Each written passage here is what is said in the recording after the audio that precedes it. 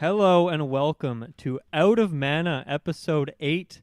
I'm your host, Dylan Muss, and today I'm joined by Taylor Field, making his first appearance on Out of Mana. Finally, it took a long time, but you're here. Welcome. How are you doing today? I'm doing good, thank you. Yes, I've been looking forward to getting on the show finally. I think am I the last geek to finally I make it mean, on here? Jessica hasn't, Briggs hasn't, Kyle hasn't, but of the main four, yeah, you have not made an appearance, so Right. it's due Right. time. And you know what? We're gonna call this the season premiere because the season premiere of season 2 because it's been a long time. I wanted to talk quickly just about Out of Mana. So this is a show that I started in 2020, like somewhere in the middle of the year, and I over the course of 3 months, I think I did I did 7 episodes, and it was pretty much just I just wanted to talk about certain video game topics, but they didn't really fit into our main show, or I wanted to have a guest, like a friend of mine, on. And so, yeah, just those kind of topics weren't really fitting into the main GeekVerse thing. So I made Out of Mana, and yeah, did 7 episodes, and it was a lot of fun. Yeah, now we're bringing it back. It's going to be a bit different now, okay? So one thing is for the original 7 episodes, I would learn a song, like a video game music, some song on piano, and then I would play and record that and use that as the intro. I am just way too busy. I barely have time to even touch my keyboard, even though it's right behind me. I barely have any time to play it these days, so I'm gonna have to put that on the back burner. But hopefully, I can bring that back. But we're gonna bring the rankings back, and then it's just the same old Out of Mana. We're just talking about fun topics, things that maybe aren't necessarily timely in terms of topic, but just things that I've been dying to talk about. And so I've been wanting to do this for a long time. We're gonna make the Xbox Microsoft platform fighter roster. So think of an Xbox Smash Bros. We're gonna make the roster for what that would look like. I've wanted to do this for a while, and I think I've just held off because maybe wait for them to acquire a few more things. And now Activision Blizzard's in there, and now I think it's due time. So this is gonna be a fun episode. What else about Out of Mana? I think if it was a while ago. People should go back. Those episodes are still up, and they're fun. I should have pulled this up earlier. Just give me 1 second here, because someone wrote a review that was very kind. And where is it? Okay, I found it. So this is from Thy Gopher. This was written a while ago. It's a 5-star review. It's titled Down to Earth. And it says, I first listened to this podcast for the Joker review, and I've been hooked ever since. I have a very boring job, so they help it fly by while getting to hear about all the stuff I love, and they give off a friend vibe that's amazing. It also feels good to know that if I donate or purchase merch, I'm actually making a difference for them, so I happily listen to ads and will buy merch from them. So thank you. All those words are so kind. And then the last line here was, only downside is that I missed the weekly Out of Mana. Hashtag bring it back. Much love and a lifelong listener. So Thy Gopher, if you're still out there, you're still listening, and you're hyped to see episode or Out of Mana back in the feeds, thank you. That has stuck with me. I've been saving that on my phone, but excited for when Out of Mana comes back to shout you out. So Thy Gopher, if you're out there, join the Discord. Come talk to us. Tell me what topics or games you would like to see discussed, because that review meant a lot to me, and it's also for GeekVerse as a whole. So thank you for that. What else is there? Everyone join our Discord. You can get episodes early and ad free on Patreon. Check out our Twitter, Facebook. Taylor, what's your Twitter handle? I don't know it off the top of my head. Oh man, I don't even know it off the top of my head either. I think it's just Taylor the Field of Fields. Okay, the Field of Fields. That is you. And then so we have a new feed out there for video game focused content. This is GeekVerse Side Quest. You can search that, and that's for the weekly side quests that we're doing now. Out of Mana will also go on there because it's video game focused. So the old ones aren't on there. Maybe I'll go back and put those on Side Quest feed. That way it's all kind of bundled in one place. But for now, yeah. And I don't know exactly what day this episode's coming out. So Horizon Forbidden West review, Elden Ring review, somewhere. This episode's going to be somewhere in the mix of that stuff. So a lot of good stuff happening on Side Quest. I don't know if do you have anything you want to shout out, Taylor, or are we going to get right into this? I don't think I got anything to shout. I think that pretty much covers it. All right. So before we get into that main topic, I just wanted to talk a little about Xbox, because I got my Series X a bit late, so I wasn't really on the hype train of when you guys did a cast, right? Like when it came out, just kind of console review, so to speak. And so you got yours on launch, so you've had it for a year and a quarter now. I got mine in June-ish, so I've had it for about 7 or 8 months. What do you think of the Xbox Series X? Like, where do you put it with the other Xbox consoles in terms of just like, obviously it's the most powerful, but just in terms of like the UI, just cruising around the menu, the feel, the sound effects, like where do you put it in that ranking? Well, I mean, going right from the Xbox One to the Series X, I mean, UI and the vibe and everything like that, like it has very subtle differences, but for the most Right. part, it felt very much the same. But it was good to feel okay, it's the same, but on a much more powerful console that's going to be lasting me for like the next 7 6 Mm-hmm. years. So getting it, like, of course, like we're all worried, like I was stressing out, and all the other geeks are getting, they have like 3 pre-orders at once. I was like, I Yeah. can't even get one, it's ridiculous. But getting the console finally, it's great. It's clean, it's crisp. I'm eventually gonna have to upgrade my TV because I don't think my TV is Right. using the full capacity of what the Xbox can do. Yeah. And at some point, I need to get one of those. I can't remember what the name is, but a specific hard drive, the ones that clip into the back, Sure. because that Yeah. allows you to still maximize the Xbox Series full on like capabilities and everything like that. I've just been using like 2 other external hard drives from Best Yeah. Buy plugged in just to get the job done. I'm So, frequently having to like juggle, like delete things. I thankfully I don't have Warzone on my like that oh, takes up such a huge chunk. Since I don't have that on my console, I think that buys me some room. But yeah, I'm having to delete things, shift things out, which mhm. well yeah, because I don't have any hard drive right now, but I've been making do. Yeah, that's like the biggest problem with the Xbox because I Hmm. think it comes stock with like 1 terabyte, I think, which is Yeah. like nothing. Half of that is like you said, Warzone Yeah. basically. And when you have like not just Warzone but other Call of Duty stacked in like me Oh my because I'm a god. Call of Duty fanboy, it really stacks up. So I'm just glad it has multiple USB ports. I think there's like 2 on the back, 1 on the front, so like Right. 3. So you can really just get versatile with it. Mm-hmm.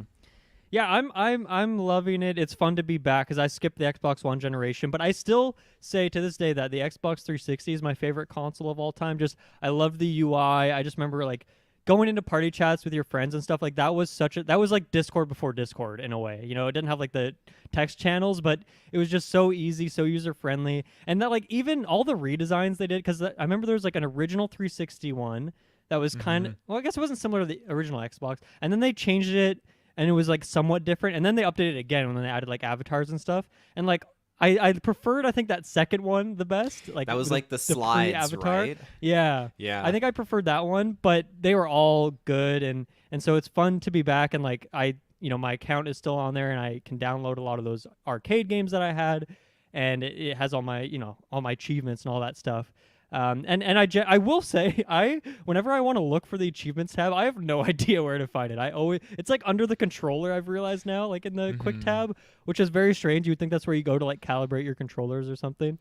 I think so. That's my. I have a couple beef things with the Series X. One is the controller. So I I like the controller. Okay, I was PlayStation 4 guy for many years there now, so I'm like used to that controller. I got used to the whatever it's called. What is it? What is the current Xbox controller called? The Elite is it? Oh, I don't know. The Forget what Elite they is have a the one name that for it. comes with like the interchangeable Oh, like okay, toggles and like the switches on the back and everything. right. Well, so I mean, one thing is like the batteries. Like I know you can do rechargeable and stuff. I don't know. It's nice to be able to just charge your controller and not worry about that. My biggest complaint though is okay. People harp on the Nintendo Switch for having controller drift, which it does, and my controllers do Mm. have drift. But it took me at least a couple of years before that happened on my Switch.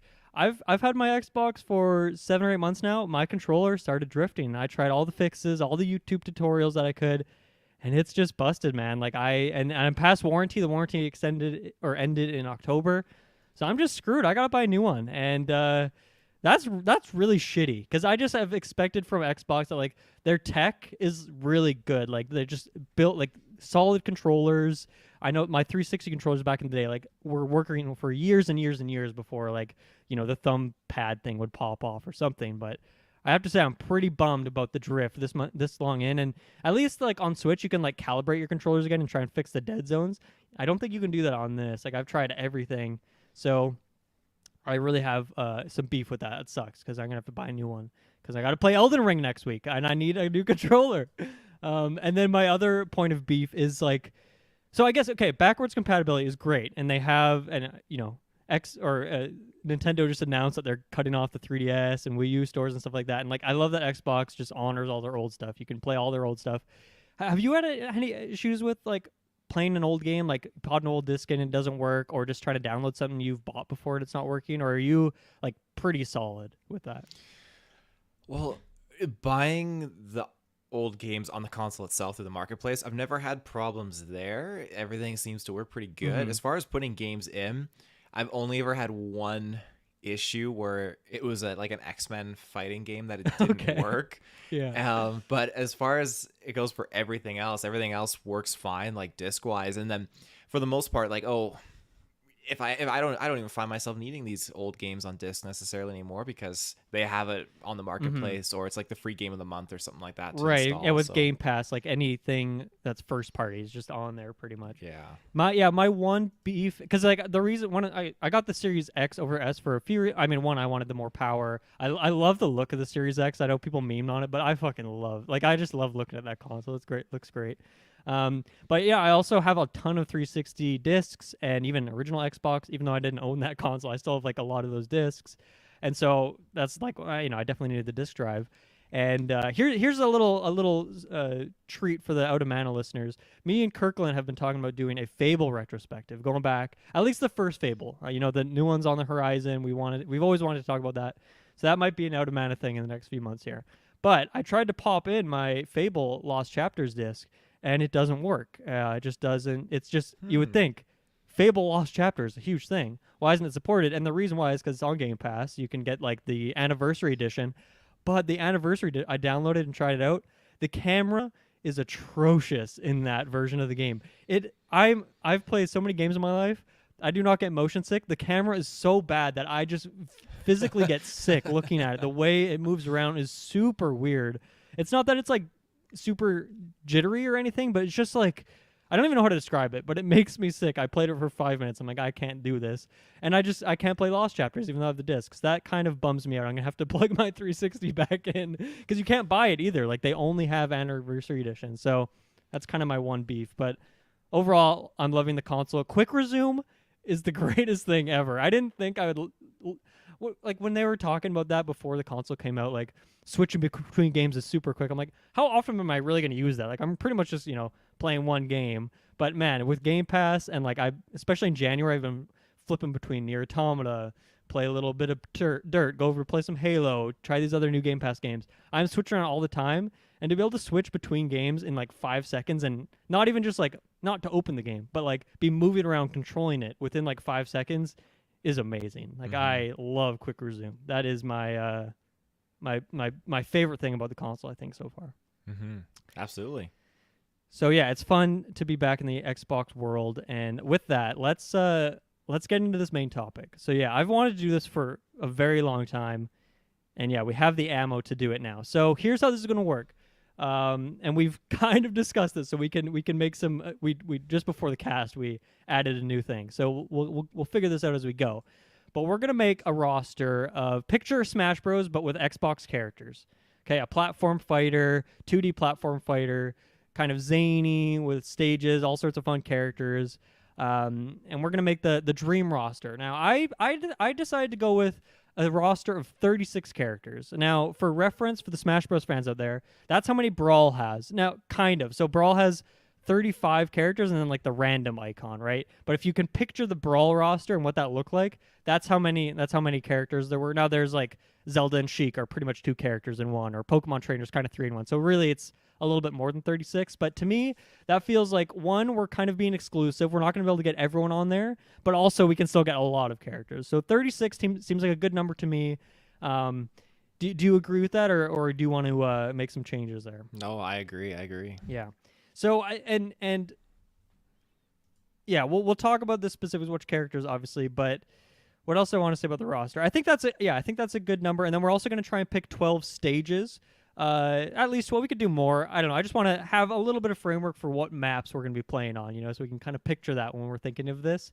And then Taylor went above and beyond and did some kind of assist trophies. So as we're going through this list, we'll kind of have like shoe in character, like a guaranteed character, we'll put them right on the list. If there's a maybe character, we'll put them in the contenders category. And then, maybe your assist trophies are kind of in that category as well, and we can figure out where they go later on. Let's see, what else is there to shout out here? Before we add characters, let's talk about like what this game would look like. I think if they were actually to make this, which they should, please. I don't know which studio would do it. I'd have to think about that. I didn't think about that, but I don't know which in-house studio they would get, but I think they should do it. It would be fun. I don't know if like 2D platformers aren't really an Xbox thing. We don't really think of them as that, but it's just such a ubiquitous like gaming thing that I think it could work. Is there any changes to like the core gameplay or like certain modes that you would change up from the Smash Bros formula in an Xbox version of this? Well, I mean, yeah, Smash is just such a good standard go-to to kind of display what we're trying to talk about. I honestly, in terms of the mechanics, would drift more towards something styled like Pokken, where you have like an arena mode where it's just kind of like it's not necessarily like 2D, but it's just kind of like you're moving around, you're fighting, can dish out attacks, and then after you dish out a few more attacks, it transfers into a combat phase where it is like side like 2D kind of setup, like your Smash and everything. It's a combat and a mechanic I love about Pokken. It's just, it feels refreshing, and it's cool to really kind of maximize how visually just the characters and everything along those lines. Yeah, I like that. I think the other change I would want to see is that I feel like we're gonna have a lot of characters that are shooting guns on this list. That's just kind of an Xbox thing. A lot of first person shooters. Even with like Activision Blizzard, like a lot of shooters in there and stuff. And so I would think like maybe like the C stick. I'm thinking GameCube controller. The C stick in Smash you can use to like do aerial attacks or like grounded like forward tilts and things like that. Or you can just hit the buttons, but it's kind of there. I was thinking like, what if we take that right stick and make that kind of like you can kind of aim your gun a bit more. So rather than just like having attacks that go straight forward or diagonally down or just downwards, like you can kind of aim your gun a little bit for those characters. Obviously not every character would have that, but just to add a little bit of functionality there so you can actually kind of aim, and maybe like there's even like if you get headshots you get a bit more damage or something. I just think like there's going to be so many characters with guns that would kind of be cool if you kind of refined that a little bit, and it would change the gameplay, right? Because you'd be kind of playing this positional thing, and you'd still want to have a focus, a lot of like close range attacks as well, obviously. But just adding a little aiming, I think, could be cool. Now, I don't know how well that would work, but what do you think about that idea? I think that's a very good idea because you need to have a balance. Like if you can, we've all experienced the guy who's using the range attacks like out the wazoo, and it's annoying. It's a pain in the butt. So you need to have some. Says kind of the Link player. Come on. I know. You got to have some kind of alleviation to balance things out a little bit and help kind of funnel the combat into being a little more hands-on at times. So, which again, many of my characters I picked, like, they go double down as both, but you're right. Xbox has a lot of long-range shoot-'em-up characters, so I think you're onto something with that. And you can have a mix. Like some characters could be like kind of Fox's laser, where it does damage, but it doesn't actually like stun the character or knock them back at all. Or you could have like weaker gun, like Mega Man's blaster in Smash. Like it does, do some knockback and stuns you, but it's like very minimal. So depending on what character is and like what kind of gun they have, you could switch that up as well. And that's pretty much it. Like I think modes, I would love to see a single player like Subspace Emissary sort of thing with a crossover story, but I don't know what else. Like I love Target Test, that'd be fun, but in terms of other modes, like I don't know if I need too much there. I would just that core gameplay, the multiplayer would be fun. And even, keep it simple. Just do 4-player. You don't need to do the Smash Bros. 8-player thing. Like, just keep it simple. And if they actually did this, like, I'd love to see like the roster start really small, like no more than 20 characters, like 15. Aim for that, and just make it like really solid. And then just kind of over time add characters to it. Make it like a live service thing. Yeah. Because Smash obviously like 80 characters now, but it's a long road to get there. They started with 12 up to 26, 36. They slowly ratcheted it up, and I think if Xbox were to do this, you don't want to bite off more than you can chew. So, but we're gonna go with 36 today because we're just gonna go ham. So, okay, I think that's it with the. Any other like mechanics or overall things, or should we get into these characters now? No, I don't think so. I think you got it on point. So I think what we'll do is we'll kind of go back and forth and like like I'll pick a series and we'll talk about that. So first I'm gonna pick Halo, of course. We've got to start with Halo. It's the big dog, and we'll just talk. So like whatever characters, if there's multiple characters from the series that we're considering, then we'll just kind of talk about it at once, and we can talk about like that stage at that time, and then you'll pick a series. We'll go back and forth, and then I think for the sake of pacing, let's start with like the Xbox specific studios or like the one-off developers, and then we'll go to Bethesda, then we'll go to Activision Blizzard. We'll kind of section them off a bit for the sake of making this list. So starting with Halo, I mean Master Chief. Obviously, he's the mascot of the game. He's the Mario. He's the first character added, and he's essential. And Halo is so big that I could see this being a series that would have more than one character. So I'm curious, as you, who's definitely like more into the lore and I haven't played like Halo 5, for example. I haven't played Infinite Story. Is there other characters that you think like maybe would put them in contenders for now and before we put them on the actual list? But who else from Halo do you think would be worthy on this roster? I mean, it's a given. The Arbiter has to clock in there as another character. Yeah, that's what I was thinking about. And what about Cortana?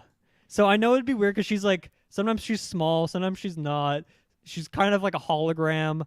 Maybe I don't even know if she's a real person. Like I'm not that deep into the lore, but I still like just like a kind of martial arts sort of character. I could see her fitting into that, like kind of like Sheik like in the way she moves around, like just very quick, like a lot of kicks and punches and all that. I don't know if she would have a gun or anything, but what do you think about that? Are you into that idea? That's funny about that because I saw her and I thought, okay, she would make like a great assist trophy character. Right. Okay. That's actually a good point. Let's put her over there. I also was kind of like, because you're right, there's so many characters with Halo. This was one I was kind of toying with the idea, like he's a popular enough character, he could be on his own, but Sergeant Johnson, because I feel like everyone knows Johnson, right?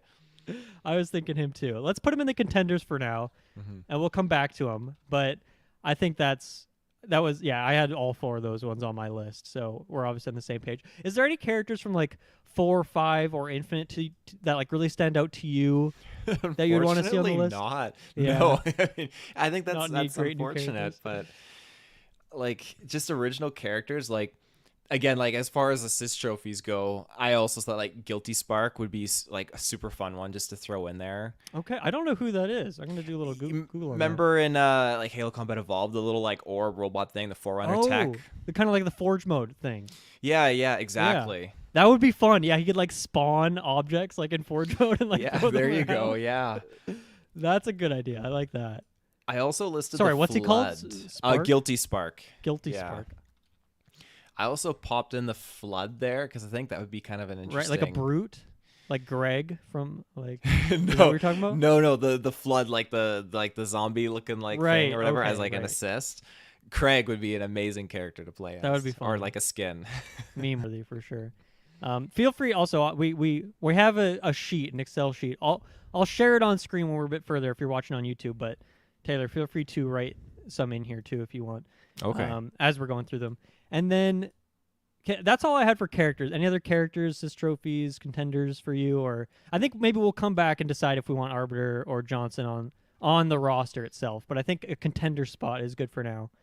That's all I got for Halo. Yeah. So as for a stage, you got to have a Halo stage. The ones that stood out to me, and I mean, I'm such a Halo 3 diehard fan that I go to that. But I think Guardian would be like whatever way you could have it move around, kind of like Banjo's stage in Smash. And I just think that would work really well for the kind of 2D fighter. Or I was thinking Lockout or Black. I think it's called Lockout in Halo 2 and Blackout in Halo 3, if you know what I'm talking about. And that one I think would work as well because it's kind of like a cross shaped, so you could like have it shift around between the planes, and then there's like an upper level and a lower level. So I was thinking one of those two. Is there one that do you have another idea for a stage from Halo? I'd had to shout out Blood Gulch from Halo 1. I think that's just a good thought, iconic one. That's a good thought. I'm gonna write Blood Gulch and we'll write Guardian as well, and then we'll come back to that a bit later on. Any other Halo stuff you want to talk about right away? I think so. Just as a moveset, like we won't talk about moveset for all these characters, but I think the Chief, like obviously all the different weapons. I think if we do have Arbiter, like he would, have the more Covenant weapons, whereas Chief, you'd give him like the battle rifles, assault rifles, pistols of the world. But even like the gravity hammer as like a smash, like a forward smash, and the energy sword would be really cool. Oh yeah. You could even have him like hop in a mongoose as like a side B or something, like kind of like Wario's bike. Like I think there's a lot you could do. What about, because he doesn't really like double jump ever. Do you think that would look weird to see Master Chief double jumping around? Because I think you could have like a jetpack as like his up B or something. But you could do a jetpack. I think this or the this would grappling be the grappling hook would be very interesting as a dynamic. As far as like mechanics go with him, I would almost think like it'd be cool.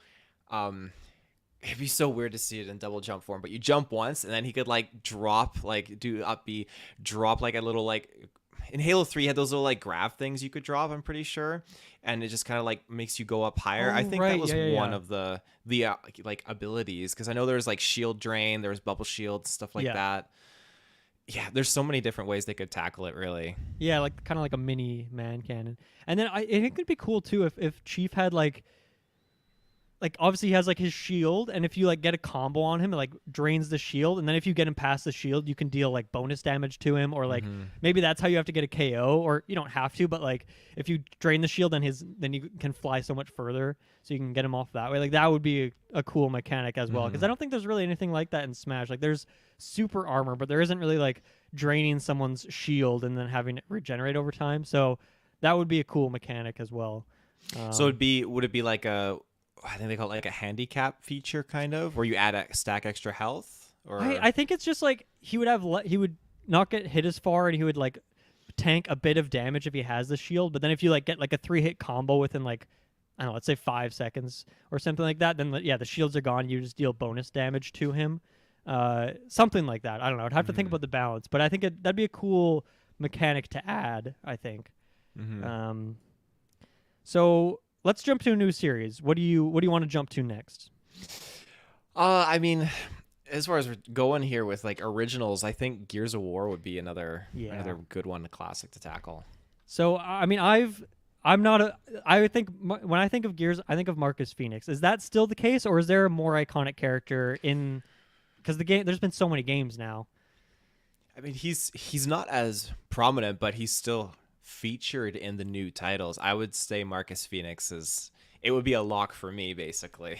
Okay, I agree. I put him on my list. Not that I have a full list. I just wrote down like anyone who I thought would potentially fit. But yeah, to me, he's still kind of the face. And then is it his daughter who's like the protagonist of 5, or am I just way off? His son.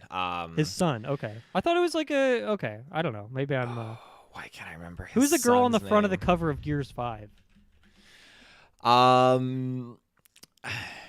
Okay, you want spoilers? I don't care. Yeah, spoiler. Okay. Yeah, I'm not gonna play it. She is the granddaughter of Queen Mira. I don't know who that is. Okay.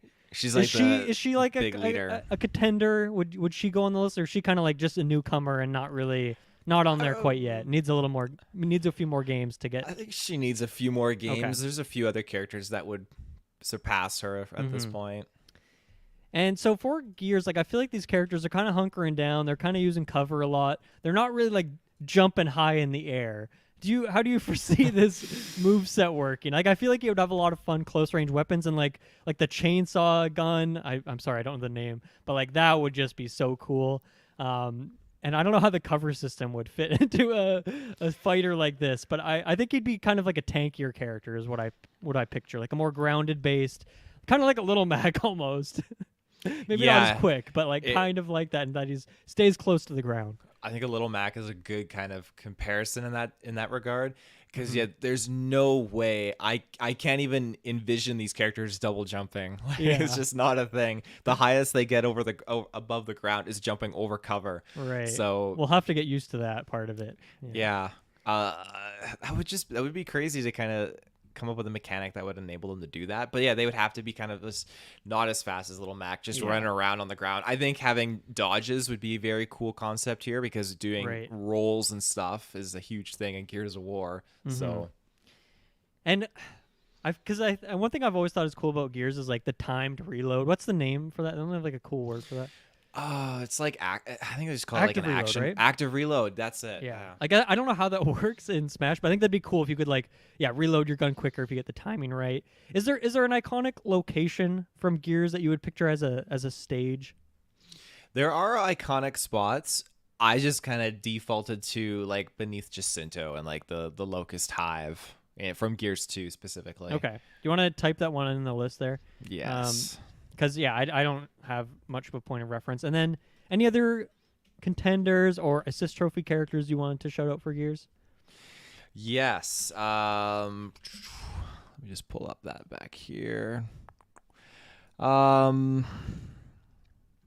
Assist characters. I mean, I put Queen Mira from Gears of War, but like it doesn't have to. I don't know. I don't know if I feel strong about that. There is obviously Dominic Santiago. He was again like Marcus Phoenix's like co-partner. When you do co-op, it's Marcus and it's Dom in Gears of War, and he is definitely a huge heavy hitter. So this guy's a badass. Look at this guy. I'd love to see him like at least be a contender. Yeah. I feel like just it's tricky because there's more characters. There's a lot of characters actually in this, but I feel like it's like a guilty pleasure. Yeah, there you go. I'll bring up some pictures of some people if it's relevant, but I think as far as like other assist characters go,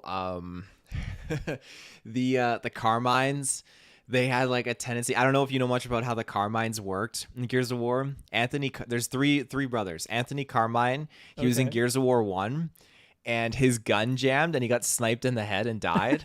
And then they brought in another Carmine brother, Benjamin Carmine in Gears 2. Oh, and then he fell out of the helicopter and he got killed. They're kind of like the Kenny of they Gears are of War. Exactly. So then they brought Clayton Carmine, the third brother in the third Gears of War, and he's the one that survived. He's the one that got away, which is just hilarious. I think they would make for really good assist trophies. That's funny. I love that idea. Yeah. Okay, that's a good one. Put them on the list. Okay. Should we move on to the next series here? Let's do it. Okay, so I mentioned this one a bit earlier when I was complaining about putting my disc in the console. But it's gonna be Fable. Now, Fable's a weird one because I'm a Fable 1 fan. Okay, I've played a little bit 2 and 3. They never really hit that same magic for me, and I love the first Fable. It's a janky game. It's silly. The humor is just wacky, but I love Fable. And I think there's just such potential for a moveset with all the powers, all the different weapons you can get. Mm-hmm. The character doesn't really jump around a whole lot in the first game, but I can easily picture him jumping and doing, front flips and stuff like that. So like I said, he doesn't really have a set name, so I'm just gonna call him Hero. Hero from Fable is what I'm gonna call him. Have you played Fable? I don't think we've really talked about Fable before, but I'm guessing you've dabbled. I've dabbled a little bit in Fable 2, and I've played a little tiny bit of Fable 1, but my knowledge is so inexperienced with it. Like, I put on the list Hero of Oakvale I found, because he's one of the staples for Xbox. I thought, okay, well, we got to put him in there. Yeah. Especially because they're bringing Fable back now, too, right? Yeah, exactly. Yeah. And then, I think you could kind of take parts from Fable 2 or 3, like those heroes, because they're not the same character, but they're the same thing, where it's just like a generic, character that you embody. And there's guns and stuff in those ones. You could incorporate maybe a blunderbuss into the moveset in some way or something. And then a couple, I didn't have assist trophies, but I'll just kind of add them in when I think about them. I'm going to add Whisper. Whisper's kind of like your main homie. In the first game, you kind of, when you go to the school that raises you, you kind of meet her, and then you do some battles with her. Spoiler, you can there's a point later in the game when you can either kill her or spare her, and that's like a big decision. She's kind of annoying sometimes, but she is an iconic character, and she has like a spear. She's cool. So I'm going to put her as an assist trophy. That'd be fun. And then I'm going to put a stage in here. I'm going to put the arena. So in the first Fable, there's an iconic arena area where you go and fight these enemies, and it's a pretty generic arena, but that's just like a perfect location for a Smash fighting game. Like there's a couple arena maps in Smash, even from like Fire Emblem and stuff, so that's a shoe-in. And I think Fable is good with one character in the game. I think that's all you need.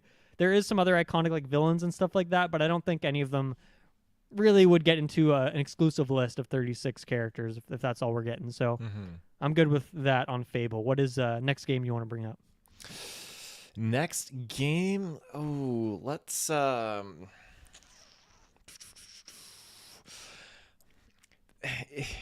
gonna go. I'm gonna go with. This is kind of like a very much like a curveball here.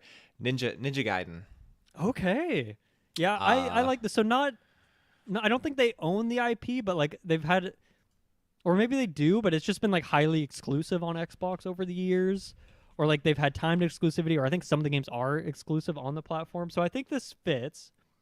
I think this. Yes, works. it was developed by Team Ninja, published by Tecmo, and released in March originally for the Xbox. Right. Okay. I think it's good. I think we can go with it. It falls into that realm, or is it too third party? Let's put it in the contenders for now. Actually, let's put it in there. And what's the character's name again? I'll pop it in there. His name is Ryu Hayabusa. Yeah. That's someone that people have always wanted in Smash. It's never quite happened. Really? Just not quite popular enough, I think. But people, I've seen a lot of people. I don't know, maybe they're memeing, but I thought it would always make sense because he's like double jumping around, very active characters, got like range and the sword and stuff. So we'll come back to that one, but I think a good contender. Have you played those games? I guess I don't think we've talked about I haven't these played like the sequels, but like the original and the original Xbox, I played a bunch Nice. of that. It was good. Cool. Sounds good. Any assist trophies or stages for that one, or should we move on? No, we can move on. Okay, the next one I'm going to bring up is a newer IP for Xbox from Rare, Sea of Thieves. Now, you've played a lot more Sea of Thieves than I have. I would think just generic pirate is what we'd put in there, but is there like a character from those games? We're not going to put Captain Jack Sparrow, okay? I know he's in there, but that just feels too weird to me. Would we just put pirate and then we can just kind of take all the tools you have and incorporate in that new moveset? I would imagine so. Like it's funny because I thought, okay, yeah, Sea of Thieves got to have that, but I put them as like assists, like just a random pirate pops up. I think it's such a big deal for Xbox right now, and I think you just got to put it in there. Plus, it's it's weird not to have like a named character necessarily, but I don't know. I think to me that's like we could put it on contenders if you think. Yeah, maybe. To me, okay, let's put him there for now. But I think that one will make it in, and I don't know, just the sword, the different guns, the harpoon. I feel like you could use that as like your recovery move or just like a grab. That would be super cool. Maybe like if there is okay, we didn't talk about this. Is there like a final smash attack in this game? Because I don't love the items, and I don't think we need items in this. But maybe you could still incorporate like a final smash, like finisher move in there in some way when you build up enough combo power or something like that. Well, that's just it. Every fighting game I played has their own equivalent of that, so I imagine there would be something like the. And this would just be like a pirate ship crashes into the stage. Pirate ship with a kraken comes out and starts flailing about. Like, there's so many options. And I think, we got to put a pirate ship as a stage, right? Like that's just too cool. I had a pirate ship in, but from a different IP. Oh, okay. Which is more third party, but I was kind of working my way up to it. I'm just gonna write pirate ship, and we'll talk about that when we get to whatever it is you're alluding to. Let's see if I'm just thinking like you could even have something where like maybe you can take a drink out of your tankard, and your character like gets drunk and like you kind of move a bit more fidgety, but you can like tank more damage or something. And then if you get too drunk, like you can vomit, and that's like a move. Maybe that's too gross, but it kind of fits. Like I would just I think you could have a really fun time making a moveset for that character, and I would love to see it. So that's gonna be Sea of Thieves. What next? This is kind of to be on par with the Smash Bros, like the Wii characters, whatever you want to call them. I think like Xbox, the Mii fighters. Yes, the Mii fighters, Xbox avatars, I think should be prominent in here. It just makes sense, and they become such a staple for Xbox. So I'm putting in contenders for now. I like it. What do you do for moveset? And I know like Smash has made a moveset for Piranha Plant, so you can make a moveset for fucking anything. They made one for Rob, who is a toy, for Duck Hunt, who is not a thing ever. Game & Watch. Like, what do you picture for the move set there? I think it's I would probably run with something where you can kind of customize it a little bit, because again, I think Smash did such a great job with that. And if you have Custom a character, custom moves based on 3 different factors like close combat, fighter from afar, like shooter, stuff like that. And I said that because like when you look at the avatars, you could slap on Master Chief armor. I have a Godzilla skin on my avatar right now, so that's a great thought, actually. I didn't think about that, because then you could take those contenders and, like, you could have a Sergeant Johnson skin. You could have a pirate skin. You could have that Ryu Hayabusa armor. And, like, some people get salty about that, but I love that stuff in Smash. I love that you can play as an Assassin's Creed character in Smash. That's cool. It's not the same as a full moveset, but it's still cool that you can, like, have access to all these other IP that they just didn't have time to make these fully featured movesets for. But I like that idea. That's a fun one. What next? Okay, so there are some Microsoft characters have appeared in Smash. We haven't talked about this yet, but there are some characters that are either originally or not originally owned now by Microsoft that have appeared in Smash recently. One of them is Minecraft Steve, or Minecraft just as a series, you could say. How do you feel about putting characters that are also in Smash into this game? I think it's fair. I really do. I think it's up for grabs. And I think you have to put Minecraft. It's the best-selling game of all time. It's huge. Yes, Microsoft bought it after it was a huge thing instead of making it themselves, but it's still theirs. And I don't know what other character you'd put. Like, you just got to put the generic Steve in there. As weird it is that his name's Steve, I don't know. It's strange, but it works. You can even copy-paste the moveset from Smash. I'm okay with it. It's a cool moveset. So that's a shoe-in. And then, I think for stage, like, there is a stage in Smash. Just because there is in Smash, I don't think we should bother putting one here. Like, just the character's how do you feel? Maybe it's deserved. What do you think? Funnily enough, I've never played Minecraft. I've seen so many people play it, but I don't know necessarily like the maps and everything like enough. Aside from like building your own maps, so maybe that would be some kind of cool component to building a map in that kind of theme with that skin. In Smash, it's like there's like 8 variants of the map. It's just like the different biomes, but it's like a similar setup, and it works well. We could put it in there. I guess we're not passionate about it, so whatever. And then I got to put a creeper in there as an assist trophy. I had it on my list. I was gonna say, definitely put a creeper in there. Okay, what next, Taylor? I'm gonna nominate Frank West from Dead Rising. I think I forgot about Dead Rising. I'm glad you brought this up. Okay, is that the guy from the first game? I don't think I've actually ever played it, but I remember being at my cousin's house and I just watched him play for like several hours. And it's a great game. What's his name? Frank West. Yeah. Okay, Frank West from Dead Rising. The moveset writes itself. All the crazy shit you can do in those games. I think that's a great suggestion. I'm so glad you brought that up. I completely forgot about that.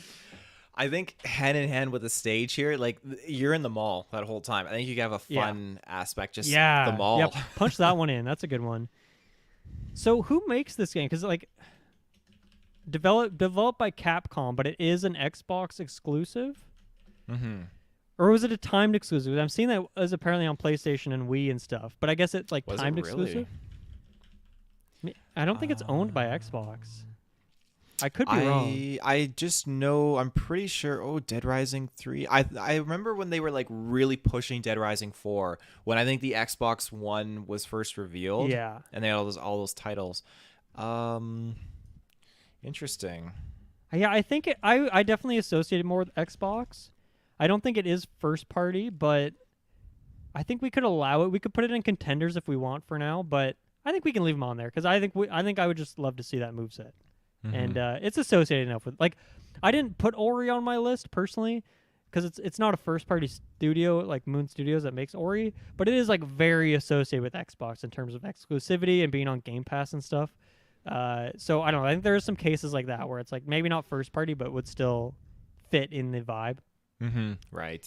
Any other, like, I don't know, are you wanting a zombie in there or just the mall? I think the mall would have zombies in it maybe, and that kind of works. Yeah, just in the background, just kind of like, even could have like those dynamic environments. I know Mortal Kombat does that, right? Where you like execute a move and it syncs with something in the backdrop, like a hanging planter or like a lamp, and you just use Right. it. You could grab a zombie in the background and throw it at your opponent or I something. love that. Yeah, that's a good idea.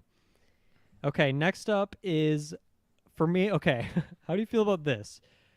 One of the biggest Xbox franchises, a weird moveset, a car from Forza. Just a car. I Just put a the generic car. in assist trophy. Just like you pull it, and then the car just like starts zooming in out of nowhere. But like, Yeah, I'm that not probably opposed is to a better. generic car. I mean, I just would love to see, like, I've always wanted the Rocket League car, and that works a bit better because that car actually has a double jump and stuff. But I think it would be weird as fuck. But I think Forza's so big that you got to make it happen. it is the way I is. see It is. Yeah. It's. I don't really strong have an enough on its iconic own. location. It's just kind of real world places. So I don't know if there's like a map that I would put. Maybe like it's zoomed in and it's like you're on a car engine. Like that could be fun. But Yeah, there you go. But we'll just leave it at car from Forza. And I don't know. I don't know much about cars, so I'm not going to pick a brand. But we'll just say a car that's just totally pimped out in Xbox like logos and like has Yeah. the green and black. What next, Taylor? To kind of piggyback off of that, then, and this is more aligned with being an assist trophy, specifically a plane from Flight Simulator. I think Flight Simulator has been a Oh. major Microsoft thing. I mean, Wow, you can even that's go a as great far as idea. like an actual character, I guess. Plane and car. I like it. I like it. I'm gonna put it there. I mean, maybe we move it, but I think let's put him in there for now. We'll see. Now we have so many slots left that I'm not like intimidated, but I know it's gonna get savage when we get into Activision and stuff. Okay. Next, let's go with another rare one and another one that is in Smash already. Banjo. You got to put Banjo in there, right? Yeah. The moveset already works. He's really fun in Smash. Banjo-Kazooie. Let's go. That one's simple. We already know what it looks like. It works. Just port him over. Directly steal that code. Pop it in this game. I'm good to go. Mm-hmm. Any other characters or maps from that one? Or I'm not super familiar with it enough to say. okay. All right. What's next? I am gonna toss out, and this is gonna get wacky. It's a rare one. Viva Pinata. I think you can get the stage in there, the Oh. characters. It's just gonna be a good time. Wow. Okay. I haven't actually played it. So would you just be like some weird llama pinata thingy? Yeah, you just like, be going around. a weird pinata. You could either play, like it's tough because it would double as an assist trophy too. Like just one of the random pinata characters popping out. Now, is that a lock for you, or is that a contender right now? It would be a contender. Okay, let's put him there. And I don't know what. And if you want a map too, you can put that in there. I don't know if I just don't know it well enough, but that is a great idea. Is there another rare IP? Okay, I think there's one more. I think this is rare. Is Perfect Dark rare originally? I think it was in the back in the day, right? Let's take a look. Yeah, developed and published by Rare. and Mhm. yeah, the initiative. So For the somewhere in that N64. vibe. Yeah, N64, but it is owned by Xbox now, and the new one's coming out. And I think, looking at our list already, got a lot of men on there, and I think we need some more women. And Yeah. Joanna Dark, and I've played a little bit of Perfect Dark back in the day, and I can just picture that moveset, like the boomerang attack, the different guns, the mobility of it. I think that just works super well. So let's put Joanna in there. And to me, that's like that's a lock. Is that a lock for you as well? I'd say yeah. Okay. And I don't know about a stage. I just don't know it well enough. Where are we going next? I'm gonna say the Battletoads because they are Okay. new on Xbox. I believe they put out a game on 2020, They I think did. is it a Rare one as well that worked on it? Developed and published by Rare. I don't know about the newest one, but I mean, I just Googled Battletoads and it says Rare has published and developed it. I don't know if that just means one of the games back in the day. Because obviously, yeah, Battletoads came out before the first Xbox was a thing. Maybe that's a contender for now just because of the first partiness of it. Right. Yeah. But I do like that. And I think a map could work well from Battletoads as well. Yeah. But I mean, the movement of it, I think, works pretty well. Okay. Next, okay. I'm going to go with this one I think is going to be a contender. So, but I'll mention it now, and this is from the Outer Worlds. And so I think you could pick the player character who's unnamed. You name them yourself, but I'm gonna pick Parvati. I know we did an impressions cast on it. We played a few hours of it. Have you gone back and played it, or do you remember who Parvati is? I went back and played it, but I can't. That was like, oh man, 2 years ago. I can't remember it. Okay, I'm gonna pull a picture of her up on screen, so you can remember who this character is. But she's kind of like the main companion, I would say. She's just like yeah. She's she's the most interesting character in the game, just like in terms of personality. She kind of has she just has this one move where she just takes her like battle hammer thing and like smashes it into an enemy. She uses guns. She's kind of an engineer type. So I can picture the moveset, and she's just a fun character. And I think she's kind of the face of Outer Worlds right now. So I think that would be a good one. I don't know if it's quite big enough yet, or if I don't know. I just don't know if I think it's in a contender spot for me right now. But I'd like to come back to that one and maybe see her on the list. Mm-hmm. So that's the Outer Worlds. And I don't think there's really an iconic location for me. I guess maybe the ship. What is it? The Unreliable is the ship that you're on. But I think I'll just write that down for now and leave it there. Where are we moving now? I don't mean to redirect us, but your audio sounds like one of the droids from Star Wars all of a sudden. Uh-oh. I thought it was my headset, and I checked, and my audio is still coming in good. Oh, God. Myself.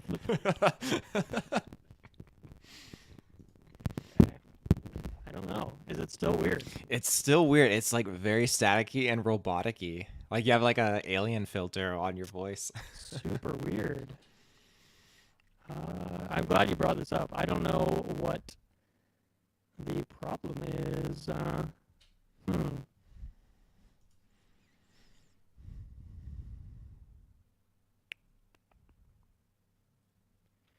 I will have to go to the editing chamber on this one, which is fine. Oh, talk again? Oh, hello. Okay, now it's back to normal. It's better? It's better. Yeah, 100% back to normal.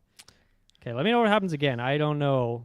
I can't really. I don't have playbacks. I don't know what's up with that. You'll chuckle in the playback. It sounds just like a droid from Star Wars. I'll chuckle too, and I smack myself in the face. Yeah, that's what I'm going very for. fitting for a Smash game. Okay, well, yeah. Let me know if that happens again, but we'll just keep rolling with this, and I'll worry about the editing of this part later. So sorry, I think it was your turn. So what's up? I am gonna toss out the agent from Crackdown. I love that. I think he fits. So I think again, like we talked about before, so many characters that are shooting, but he's so iconic. I remember going to my friend's house and my friends were playing Crackdown. It's just like, yeah, it's kind of like Grand Theft Auto, but you're a cop and you have the super abilities, and it's crazy. Yeah, just crazy. Honestly, the first Crackdown is one of my favorite games of all time. Like top 15 level. Like I love that game so much. I've gone back and played it many times. It's kind of a bummer to me that game, that series, I should say, hasn't like taken off or isn't like really a big deal anymore. Because it is so great, and for how long ago that game came out and how great it was as like an open world game, and just like the mobility of it in terms of like traversal around the map. I love Crackdown so much. So yeah, that's a lock for me, and I think the moveset works super well. That character is very frantic, jumps super high. You have grenades and guns and like kicking and stuff like that. You can throw shit. So yeah, I think that's a great addition. Anything else from Crackdown? I'm sure you could pull a map. I don't know the locations, but just the map for the aesthetic. But I don't know if there's any weight to it necessarily. Yeah, we'll come back to it if we need some more stages. Okay. Next, so I'm going to shout this out. I'm going to shout out Pillars of Eternity as like the other Obsidian game. I wouldn't put one on the list because I don't know it at all, and I don't really know the characters. Do you have any experience with Pillars of Eternity? I don't. Okay. So I'm going to say it just for the Pillars of Eternity fans. Sorry, it's not going to be on here, but I think if you have one other thing from Obsidian, then you're good. So let's go to Psychonauts then instead. To me, this is a big deal. So the first Psychonauts was it an exclusive? Or I think it was on PlayStation, but it was definitely on Xbox, and now Double Fine is a first-party studio. Psychonauts 2 is a big deal. I think the world, the levels are so crazy. I wish I had played the game because I'm sure there'd be a stage to pick. But even just Raz as a character, the protagonist, I think to me that's like a shoo-in. Like that's a lock. What do you think about that? I would say so. Yeah, definitely. Okay. Let's put them on there, and you can take it away with the next one. I am going to toss out.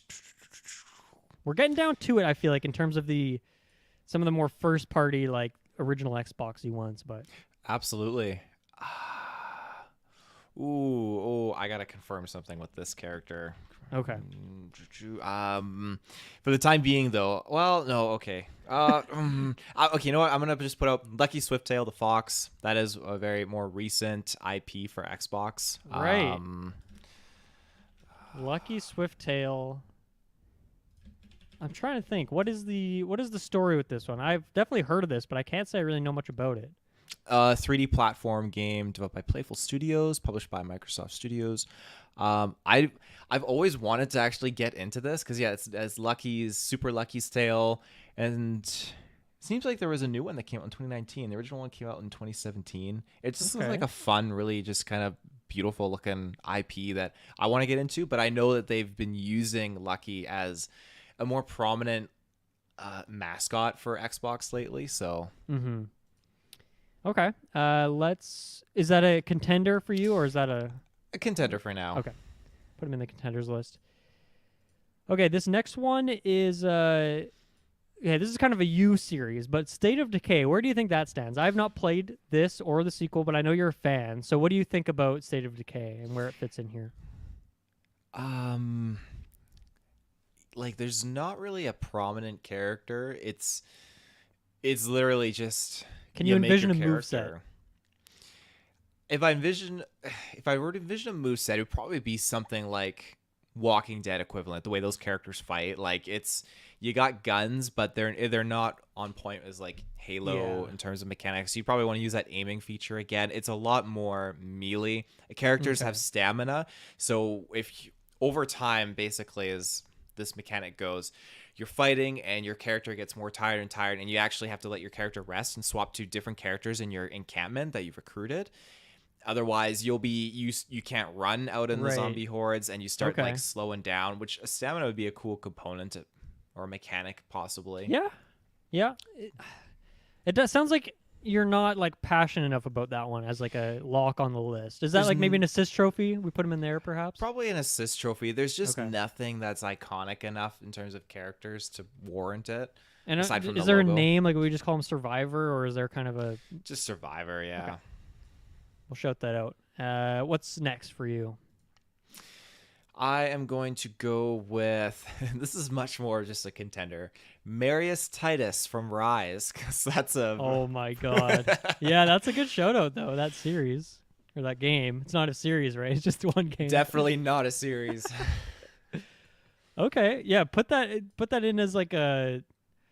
Oh, man, I don't know. Is that a contender or an assist trophy for you? I mean, I feel like there's going to be much more prominent content. Well, put them in contenders, and we'll come back contenders, to them. Okay. I like that. That's a good one. And next, I'm going to go with... Okay, how about Senua? Or Senua, I think is how you pronounce it, from Hellblade. So I don't know. I feel like it's not a very movement-heavy game. Like, I don't know what the moveset would be, because I think it's more a story-based game. But I feel like the first game is kind of a big deal, and the second one's coming out, and I don't know. They're really promoting it. It seems like it's going to be like a major series for Xbox. I just don't know what the moveset would look like. But once again, it's another woman on the list, which we don't have a whole lot of right now. What do you think about Senua? I don't have much experience with Hellblade, so maybe just contender. Yeah, we'll put her there for now. Maybe we'll come back to her. Okay. What else you got? So I only have a couple more here before we get into like Bethesda, Activision stuff. Me too. I had to look this up because I just kind of ran with it because I assumed, but I confirm now. Commander Shepard from Mass Effect was originally created as an exclusive title for the 360, so we can run with it, and then it was ported afterwards. I feel you. I want to put that in contenders right now. I Contender? just Okay. I want to stick with like first party stuff before we go Okay. too far. And I think Frank West is a good exception to that rule, but I do want to I like that as an idea. No, So you that's want to fair. put that in contenders. You have you played the Mass Effect games? Are you a Mass Effect guy? It's on my list of Yeah. games that I need to play. It's on Game Pass right now, right? The Legendary Edition, the remake or Right. remaster, I should say. They just went up to Andromeda, right? Or is there like a fifth one? No, I think it's just Andromeda, but yeah, then the Legendary Collection's the trilogy bundled into one with like better graphics and things like that. So it's Like on what they Game did Pass. with Fable. Hopefully they Yeah. didn't Oh butcher my God. anything. Yeah, hopefully not. Okay, what else is there on the list?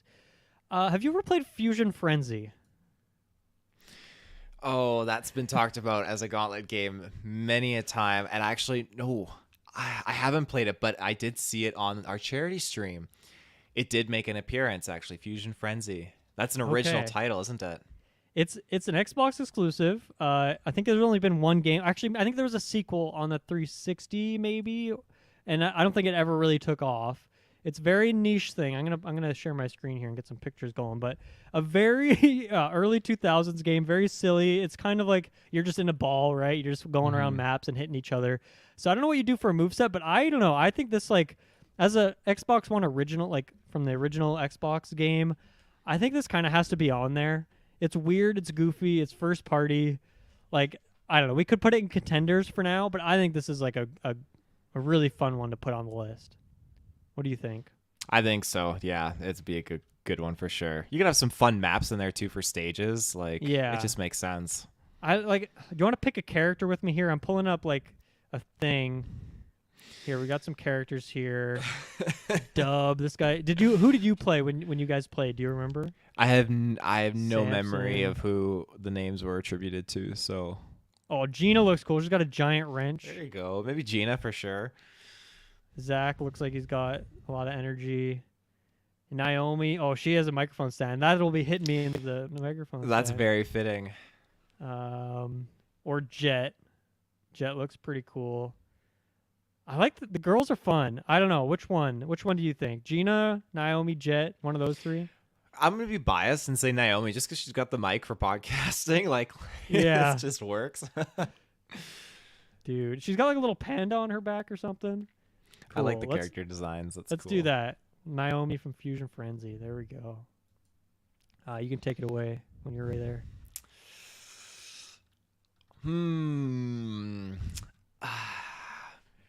How do you feel about Darth Revan and Darth Malak? Because the Old Ugh. Republic was a Xbox exclusive. Or do you feel like that change I- doesn't work? I don't want to do it. I'm sorry. I Okay. just want to stay away from like. Yeah, it's the same reason like I wouldn't put Jack Sparrow as like the Yeah, that's fair. That's Sea fair. of Thieves rep. It's a good shout out and maybe like an assist trophy or you get a stage out of it, but I don't know. I feel a bit weird about that one personally. If We you're can leave it as a passionate about it, we shout can out. do it. But I'm not super passionate, and it was questionable. I had an asterisk on it when I was going to Okay. bring it up. So did you play Sunset Overdrive? I didn't, but yeah, I don't know enough about it to nominate, but that is an exclusive. It's such a like isn't it? movement heavy game. Yeah. It's weird because it's a one-off, and we'll probably never get another one, considering that it's Insomniac who made it, who is a PlayStation studio.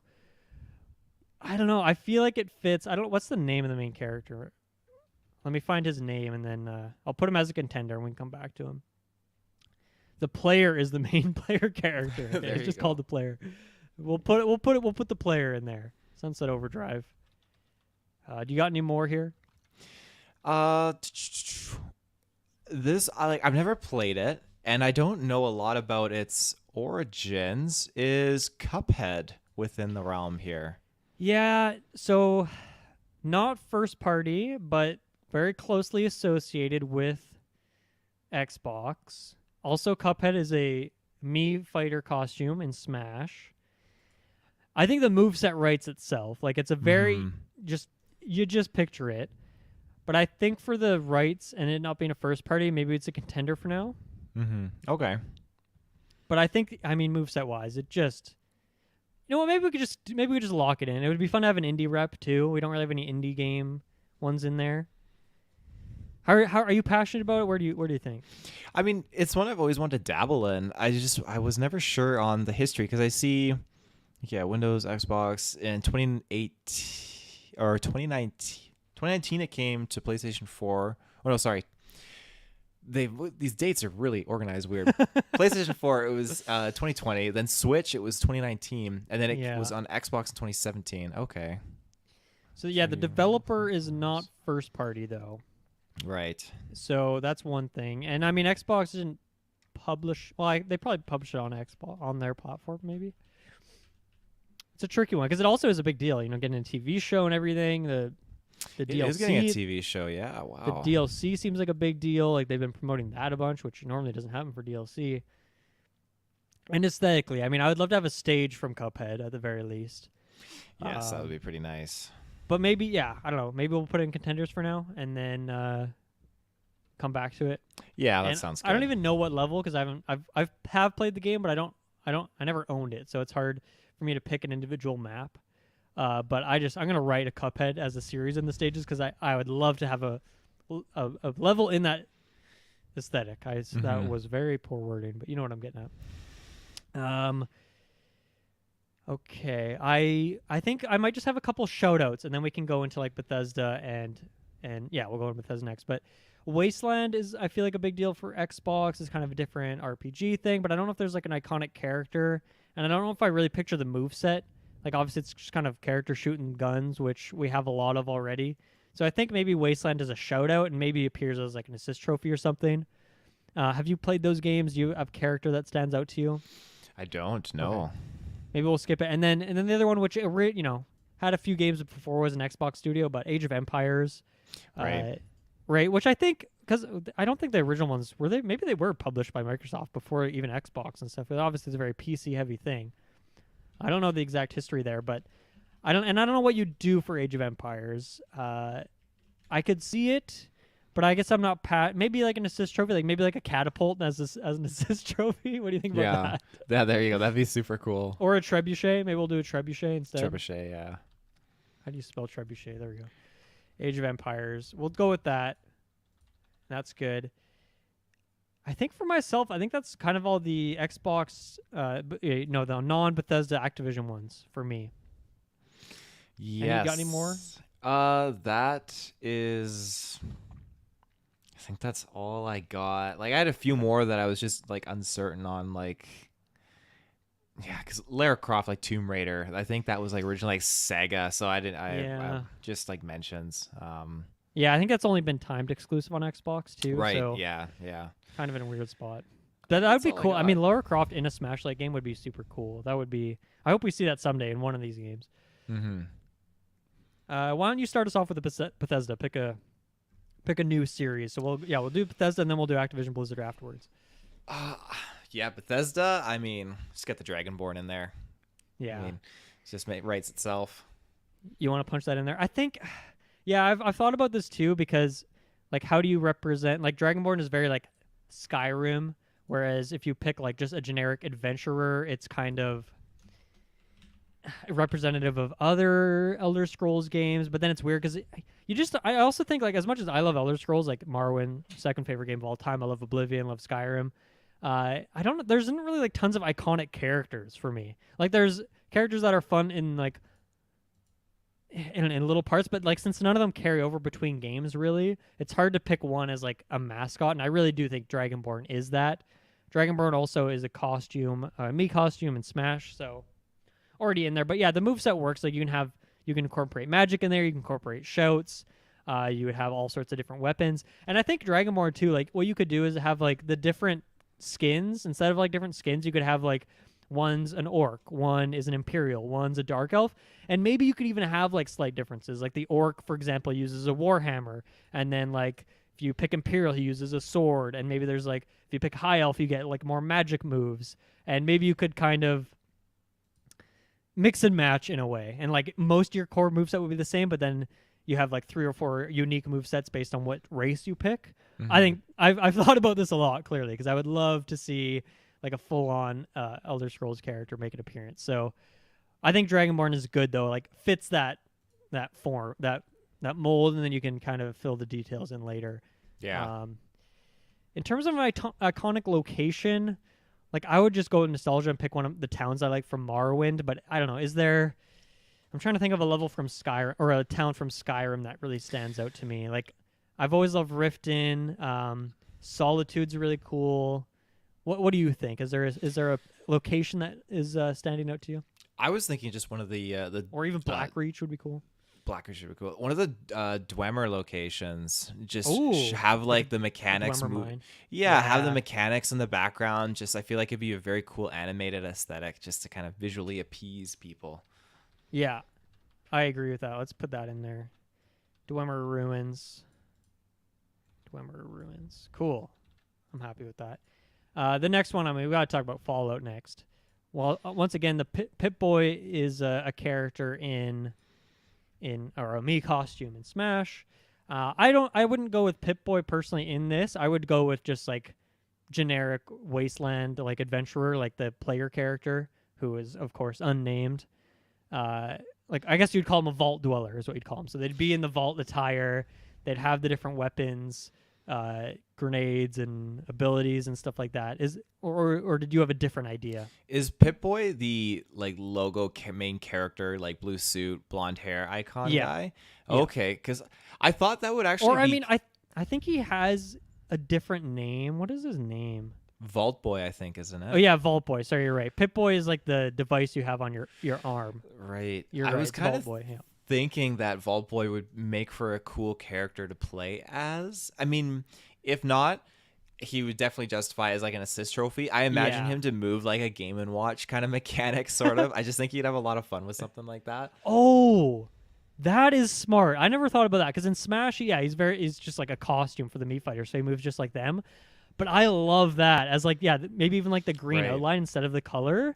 Holy shit. Okay, you're blowing my mind right now. Now I'm reconsidering my choice. I want to go with that. Now because that is cool.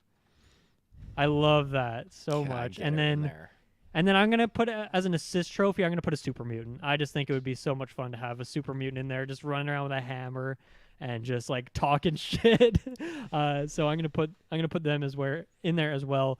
And I would love to see like just the wasteland. Like it can be a generic thing like there's a blown up car or something like that. Or, some building that's decrepit, something like that as a stage. I think Fallout is big enough that you got to have a stage. Mm-hmm. And I wouldn't do like one of the cities, I think, or maybe Megaton, but I think I would just pick just the capital wasteland, just the basic wasteland is what I would go with. Yes.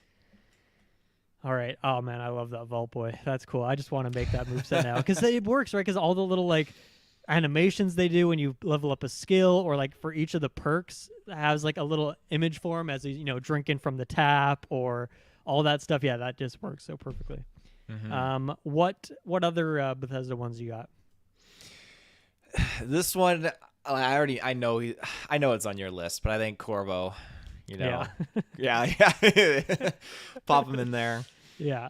I've thought about this, and as much as I love Arcane and I would love to have like multiple characters and movesets, like I just don't think the games are big enough to justify having multiple characters. Like I would love to see a kind of clone-like moveset and get like Emily from Dishonored 2 in there and incorporate more of the Dishonored 2 stuff. But I think the first game I think it sold better. It's more iconic, and Corvo with that mask and stuff is just a more iconic character. But the moveset honestly works so well. Like all the different tools, the blink ability as your recovery move, double jumps, like it just fits so well. That would be like my main, I think. And like you could have the kind of traps. Oh my god, I would love that so much. And I got to put Dunwall Tower as a stage. We don't have to keep it, but I just think that's kind of like an iconic location from the game.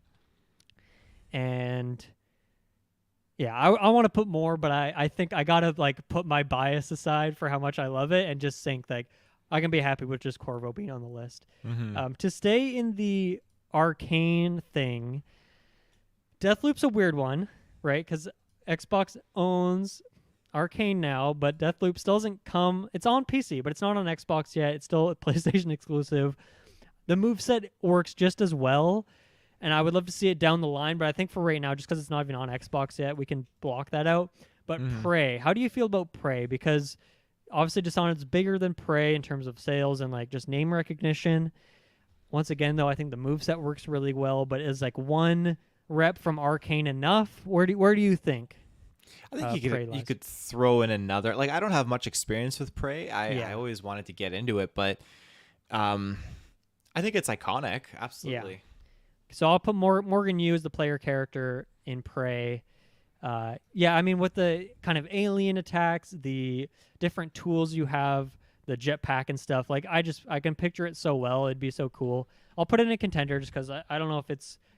I think there's other characters that might deserve it more. As much as I hate to say that, but that's where I'm at for that one. What else you got for Bethesda? I think there's only really a couple more here potentially, but I have this one is tricky. Bethesda bought the studio, and then the studio's IPs became Bethesda's IPs. But I had Blazkowicz from Wolfenstein. Okay. Yeah, I didn't know, like I just don't know it well enough that I didn't write a name down for the character, but I wrote down Wolfenstein because I think it's super iconic and probably deserves it.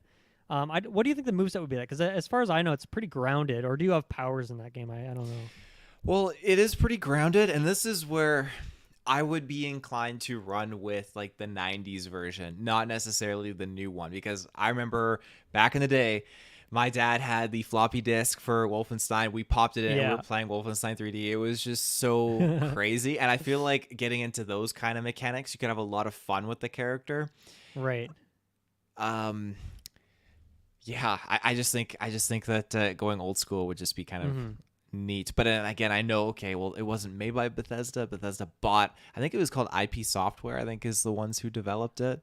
Well, wasn't that id as well? What's that? Wasn't that id as well? Like id, ID Software, yeah. Yeah, who have done Quake and Doom as well. So I think it's a is that a contender or a lock for you? I'm kind of 50-50. Contender. Okay. Put him in there. And then let's keep talking about id, because I think you got to put the Doom Slayer in there. Once again, he is a costume in Smash. But yeah, he has the double jump. He has the movement. He has just an arsenal of weapons. Has close range, some closer range attacks, has like a lot of ranged. But just the movement would be so much fun to zip around, like all that horizontal movement. So you got to put Doomslayer in there. And plus, that's always a character people have wanted in Smash. And you did get him as a Mii fighter, which I think is cool, but you didn't quite get him as an actual character. But yeah, and then I don't know. I would love to see Hell as a map, just like generic location from Doom. So let's put Hell in there as well. While we're on the id Software train, what about Quake? Because I feel like Doom is bigger in terms of name recognition, and then I think Quake and Wolfenstein are pretty close, but I think I'd still give the edge to Wolfenstein. And then I think if you're like, when it comes to Quake, I feel like between Doom and Wolfenstein, like I feel like that moveset is largely represented now. For huge Quake fans, I've probably just majorly offended them, but I feel like maybe Quake isn't quite on that status to get in there along with Doom. I just think like it could be a contender. We could come back to it, but what do you think? Yeah, I mean, my experience with Quake was only enemy territory Quake Wars. Okay. That's it. But I feel like I don't know enough to necessarily say. Like, are they aliens? Is that what they're fighting in that game? I've never played a Quake game, so maybe I shouldn't say that on a recording. People are gonna get mad at me, but I've just never played Quake games, so I don't think I think between the two of us, I don't think we have enough there. Plus, id is going to be represented, so and I think Quake. Maybe you do like an assist trophy. Maybe let's put Quake over an assist trophy. I don't have a character, so sorry, but I'm just gonna put Quake in there as a series, and we'll get an assist trophy. And maybe there's because I know the maps I think are pretty cool in Quake, so maybe you get a map or a stage. Any other Bethesda stuff? I think that was actually all my Bethesda ones that I had to shout out. There's like The Evil Within I think of, but I don't know anything. I haven't played those games. Is there any other ones that stand out to you? There were. I mean, I don't know anyone prominent from Rage. Yeah.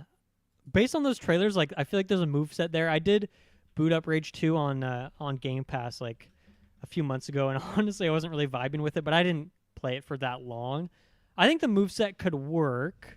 I just don't know if that's like a worthy enough series to make it on the official list. Mm-hmm. Are you feeling similarly? Yeah, I'm feeling similar.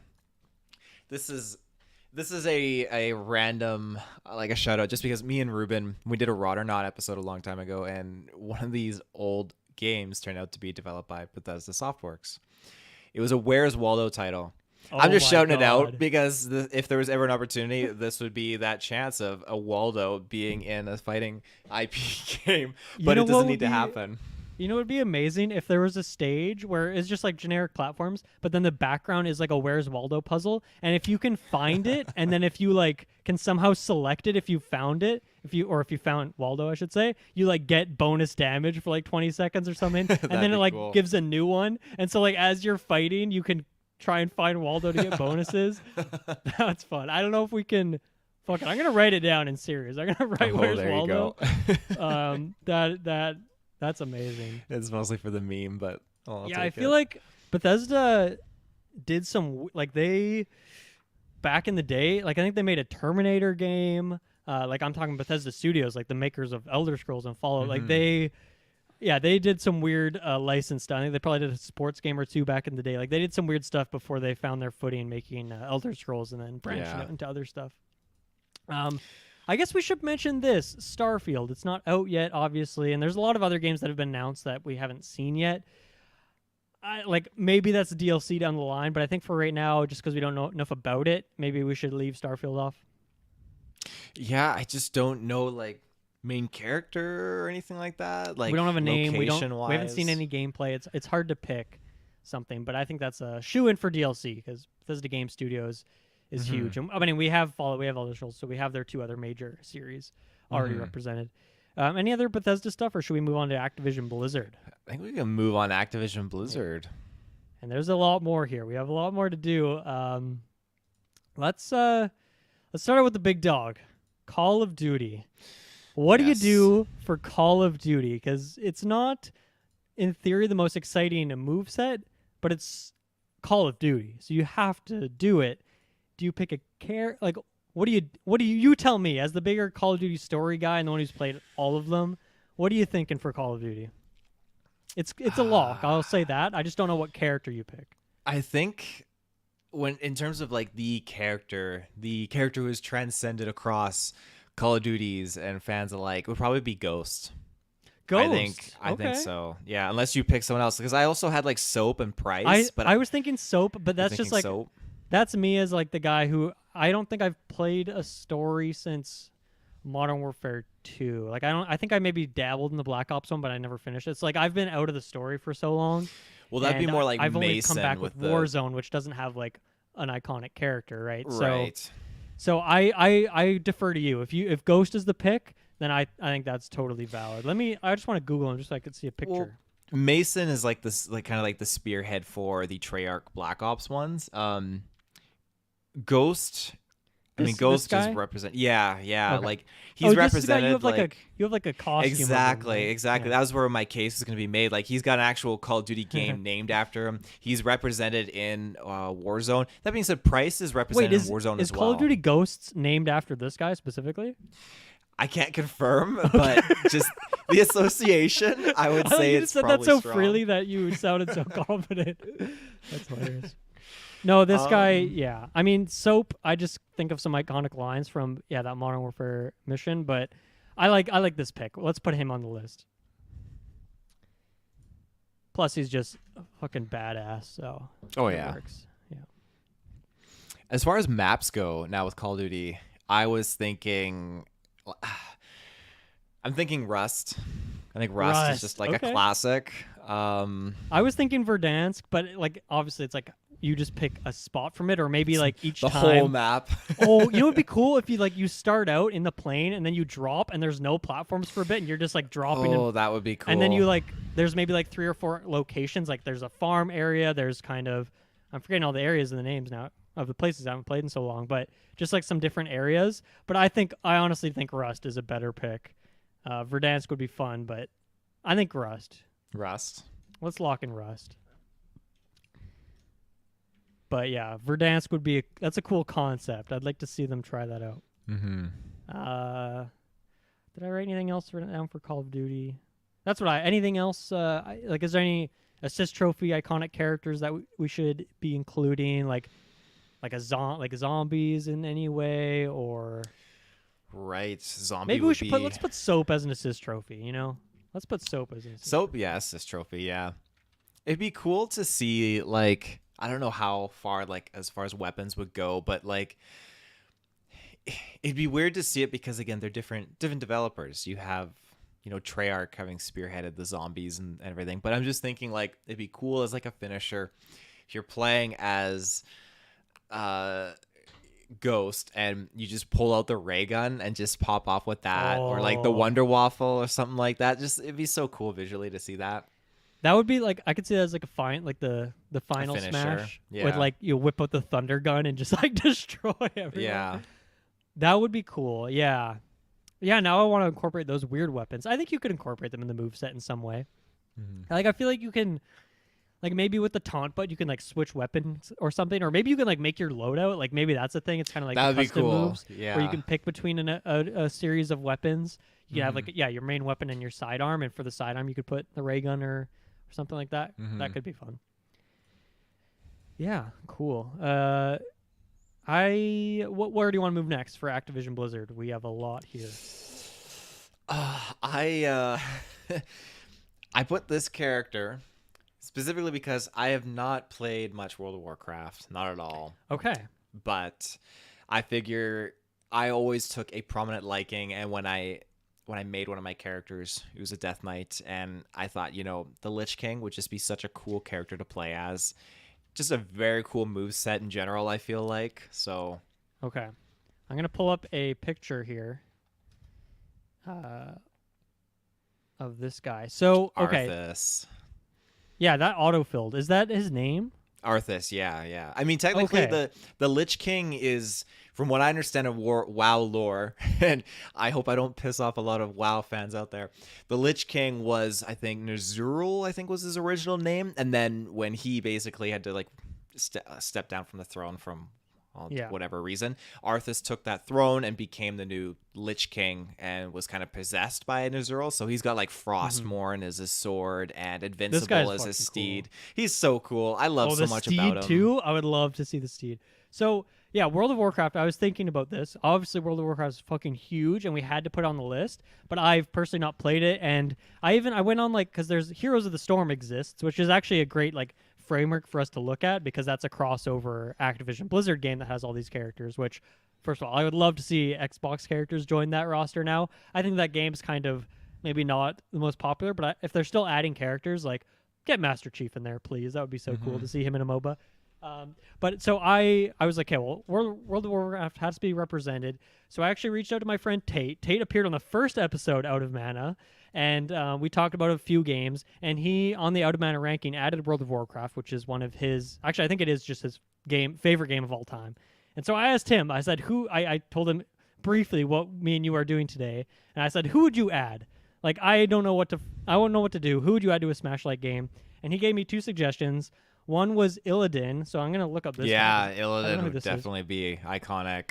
Holy shit, this guy's cool too. But then the other one he recommended to me was Arthas. So I didn't know that was the Lich King, but I think since you picked that, I picked that, and Tate said either of these would work. This guy's fucking cool though too. Oh my god. Mm-hmm. Like with the wings like that, he's kind of Ridley-like. I could see him jumping around. I think we should go with, I don't know. Who do you want to go with? I think we should pick one of these two, but I'm biased. Like, Illidan has a big following. A lot of people love him. I'm so biased just on the storyline of Arthas, though. Okay. He's such a cool character, and just his storyline, his development. It's great. Mm-hmm. Let's do Arthas then, and we'll put the other guy as we'll put Illidan as an assist trophy, and that guy be fucking terrifying to have come up on your screen and just start destroying you. My thing's glitching out. My Excel. I'll come back to it. Okay. That's World of Warcraft. Now, okay, here's the thing. So what about Hearthstone? Because Hearthstone, I always say Hearthstone, it's Hearthstone. As far as I understand, games like World of Warcraft, Diablo, Hearthstone, they're all in the same universe, right? Mm-hmm. So it's weird because you have characters that are maybe only appear in Diablo, don't appear in World of Warcraft, but they're kind of all in the same lore, or maybe not. I don't actually know the full story there, but I think Hearthstone has a lot of characters from World of Warcraft. I don't know. Where's your knowledge like that on? Like, because I feel like I've always associated them. They always have the same art style and same like fantasy vibe, but I don't know what the full story is there. My knowledge is extremely limited on Hearthstone. Okay. So, but I think a Hearthstone moveset would be really cool, like where your character, like I think of it almost like a Pokemon trainer kind of thing, where your character is like in the background and you'd pick like, I picked the Hunter or the Rogue. To me, they're like kind of iconic characters, like the classes you can pick. And like maybe you spawn, maybe there's like a particular card that is like the main character, and then you spawn other cards that come in for certain attacks. Like a forward smash could be like some giant ogre thing comes in and smashes down, or they're like just like Gambit and they're just hucking cards around the screen. Or you like the Hunter has like just an arrow that he shoots out, so you could have like the character. So I don't know how it would work exactly, but I think a moveset like that could be really cool. And I think Hearthstone is such a big deal that you gotta include it. Do you agree? What do you think? I would agree. Yeah, I think it has that iconic slot there associated with it. And so, have you played much Hearthstone? Do you have a class that you would want to pick, or I've never played it, so okay, we're gonna go Hunter then. That'll be my pick. And I also kind of wanted to see just like the board as a stage. Like I don't know what that would look like exactly, but you could have something where like the cards come in and start attacking you, and they're annoying. But I just think the little tavern aesthetic like board games that they have in Hearthstone are really cool. So I'm just gonna put board game from Hearthstone in there as a stage, and we can figure that out later. But what else you got for Activision Blizzard? Well, I was thinking, how do we go about with Overwatch? It's got to make an appearance. Okay, so here's where I start with it is that I feel like people have been asking for Overwatch to come to Smash. And people have always suggested Tracer as being the character. Now, I get it. I think even like the cover art for Overwatch is just Tracer. I could be wrong, but I feel like she is kind of the face of Overwatch. When it comes to moveset, I could picture it because she like jumps around. She's very fast. I think the rewind mechanic would be super cool in Smash in some way. Her grenade. She doesn't really kick or punch. Like I guess she like does her pistol whip, but so I don't know about moveset there. I kind of think Genji would work better as like a Smash character, though. Yeah, he naturally has a double jump. He's got the blades. He's got like the shurikens. He climbs walls and shit. Like I think he just fits better as a moveset. But I don't know if But I think Tracer might be more iconic. Are we limiting ourselves just to one? Because I can picture Tracer's moveset as well. Yeah, there's just so many characters. It's tricky to want it because like none of these games so far on our list, even Halo, have a second character. So maybe for Overwatch, we just put that there's an Overwatch slot, and then in contenders we just write down the ones we would want to see, and we can talk about if we can get more than one on there. So I'm gonna write down Genji. I'm gonna write down Tracer. Whoops. And I also thought Diva would be really cool, like just a character like where you can start in the mech, but if you take too much damage, she pops out of the mech. She's a very like mobile character, whether she's in the mech or not. I could see the mech like smacking people. I think that would be cool. The self-destruct, it's kind of like in Brawl, if you got the super or the smash ball as Samus, you could kind of use the giant beam and you'd pop out of your armor. It's kind of like that in a way where you'd go back and forth. So I'm going to put her as a contender just because I think that'd be cool. And then, I mean, Zenyatta is my guy. That's who I play. So I think of Zenyatta. I'd love to see him. I just don't think he works well as a moveset. But any other ones from Overwatch that because you were like a Genji guy in Overwatch, right? Genji, yeah, and I really liked what was that character's name? Which Bastion. Really like Bastion. Bastion. Yeah. I think Bastion as like an assist trophy would work well. Yeah, he does. I don't really get the moveset that he would fit necessarily against all the other Yeah. characters. And Reinhardt, I like Reinhardt, but again, he's just I think he's a little too slow to fit with all these rosters. He would be cool. So. First stage, I was thinking Hanamura personally. Absolutely, yeah. Beautiful map. I could just picture. It seems like a well fit, like on top of these buildings, these beautiful Japanese buildings, the cherry blossoms. It sounds like you agree, so we can just I agree, definitely. Cool.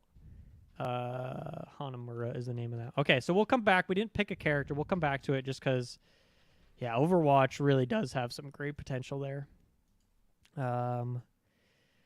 Okay, next up is I'm going to go with StarCraft next. So this is a weird one because, you know, a game where you're not really controlling one character who has a very intense moveset. Instead, you're controlling armies. Mm-hmm. So how do you do it? I think you kind of pick like Kerrigan as like she's kind of like the oh my god, what are they called? The Zerg kind of leader. She's pretty iconic look. She's in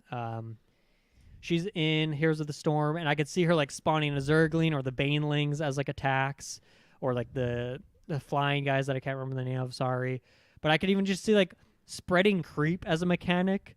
Like spreading creep around the map, and you get like more movement and like slows the opponent or something like that. But I think Kerrigan is kind of, to me that seems like an easy pick. I also feel like she's sort of a face for the series.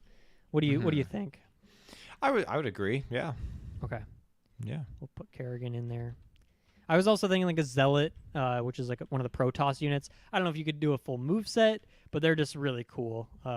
And then you could do other Protoss things. But I think Kerrigan fits. Plus, I love Zerg. Zerg is such a great one of the factions. It's really cool.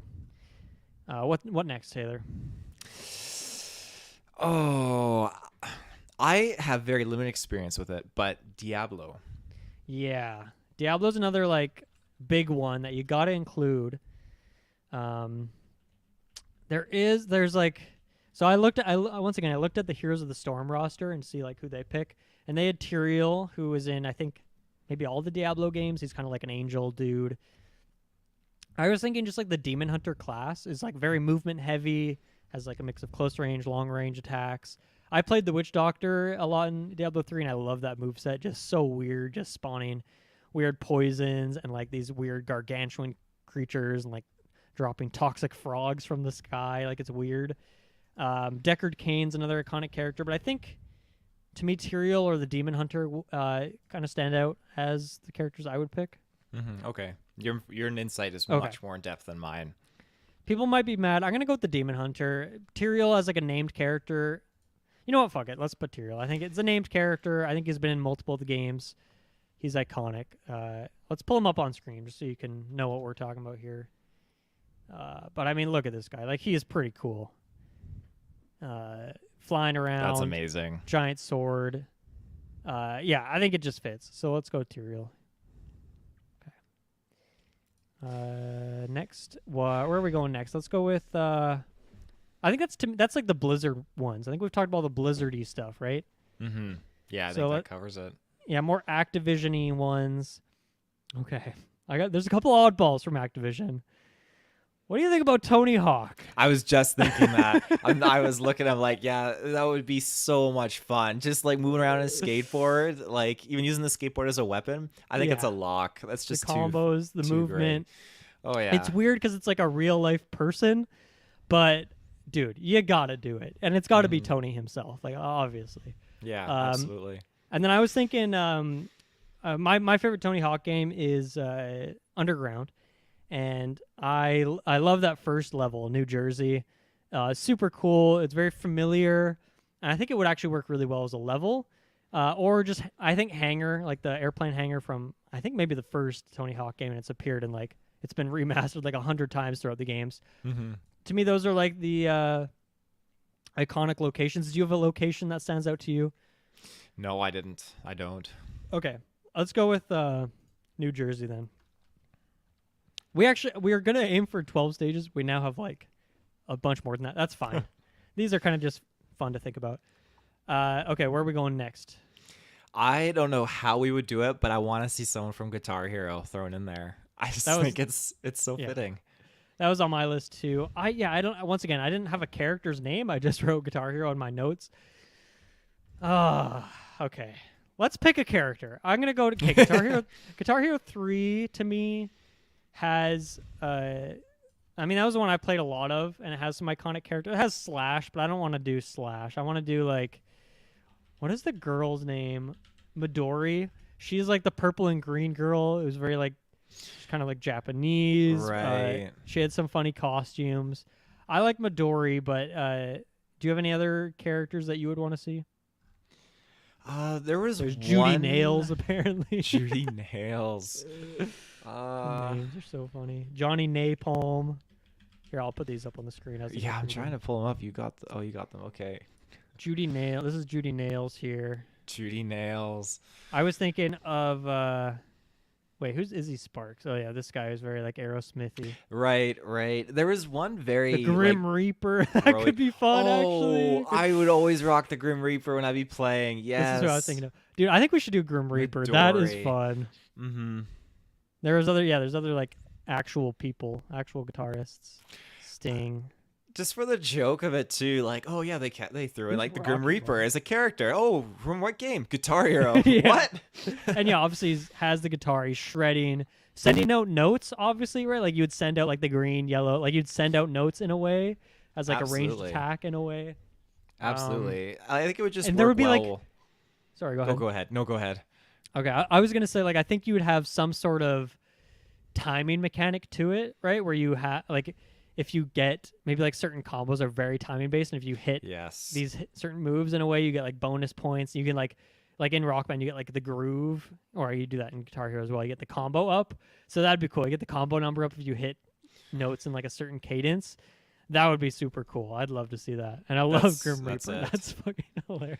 Grim Reaper is great. That's exactly what I was gonna say though. Like when you hit that like 4-note combo and then you hit that 8-note combo, and it just the 8-note combo is when you activate your star power. So I think those just work so the star power would be sick. Yeah. Cool. And then even just like smashing your guitar into people, obviously. Yeah. Shooting out musical notes. That would be a lot of fun. Okay. And you could even like, oh man, you could send out like iconic sounds. Like you could send out like the achievement ping or like the console boot up sounds as like certain attacks. All right, that would be fun. Okay, next on my list here. Okay, here's two that I've always wanted that were strange that they were not in PlayStation All-Stars at the time, because these are very iconic PlayStation characters, but Crash and Spyro. I mean, yeah, absolutely. People have wanted Crash in. I've always wanted Spyro in Smash. I just think that would be cool because it's kind of like a more horizontal character than most other characters, but just like the flying, the floating, the fire attacks. They're just so iconic mascot characters. You got to put them in there. It's weird to me that they're Xbox. I mean, not yet technically, but it's weird to me that they're now Xbox first-party characters. Very weird because I don't think any of their games have ever appeared on Xbox. Well, maybe the new Crash did, and maybe even the Spyro remaster actually. Now, okay, now I think about it, I think they actually have appeared on their consoles, but I think those are locks, right? Like those are absolutely. You got to get them in there. Did you have any more? What about? I've never played this, but I mean, it looks like the character would kind of fit Sekiro. Okay, yeah, this is a weird one because this is not. Is it not Activision? So it was published by Activision, but it was on all the platforms, and I don't think it was a timed exclusive. And I mean, if it was a timed exclusive, it would have been on PlayStation, I would think, because obviously, this was before the Xbox acquisition. Mm-hmm. I think that's a contender right now, just because I think it's okay. Very third-party-esque, but I guess they do own the rights to it. So now that I'm thinking about it more, I'm actually thinking like maybe we should just straight up put that on the list. Really? Because the moveset works. I think to have a Souls-like a character from a Souls game on here would be cool. The moveset, works really well. Iconic game of the year winner. Like, I don't know, man. Maybe that is like just a shoo-in pick. We can leave it on contenders for now, but I think that might end up being a shoo-in. Okay. I had one more from Activision Blizzard. Did you have any more? I had a trophies one that I would have What's shouted that? out. What's that one? The Skylanders. I think it's just a full variety of them that would Ooh. just fit. I like but that. Put it on the list. That's cool. Okay, my last one, and this is like an indie game, but it's technically an Activision game. This is one that I got in the Xbox Arcade back in the day, and I think that was maybe the only place you could play it. And it's a weird one. I'm gonna pull up a picture so we can picture what I'm talking about here, because some people might not know what this is. But one of my favorite arcade games was Geometry Wars. Did you ever play Geometry Wars? No, but I've heard of this. I love Geometry Wars, and it's weird, right? Because it's like you don't really have a character, and it's kind of like a bullet hell-y game. But I guess you could be this little guy, and you could shoot out these different shapes as attacks. The grid, like the music. I love Geometry Wars, and I would love to see this. You have you're shooting out bullets as well, like you can see in this screenshot here. He's kind of shooting out bullets. You can get different upgrades and whatnot. It's weird because he he's not really using gravity. Like you wouldn't fall down in this game. Obviously, you're kind of just it's a top-down game. So it's a weird one, but how do you feel about it now that I've pulled up some pictures? I would think it would be super cool. I think he gets super wacky with this, just as a character in the game. I think it'd be a lot of fun. Let's put it in the contenders for now. But we do have a lot of slots left now that we're getting down to it. I don't know what you'd call the character. We'll call him Shape. The Shape, yeah. We'll call him the Shape, just like Friday the 13th, right? Or is that Halloween? I always forget. That's Halloween. Yeah, there you go. Okay, Activision Blizzard. That was all of mine. Do you have any more to shout out? I don't think so. I think that nails all of them. Okay, I now have two more weird picks.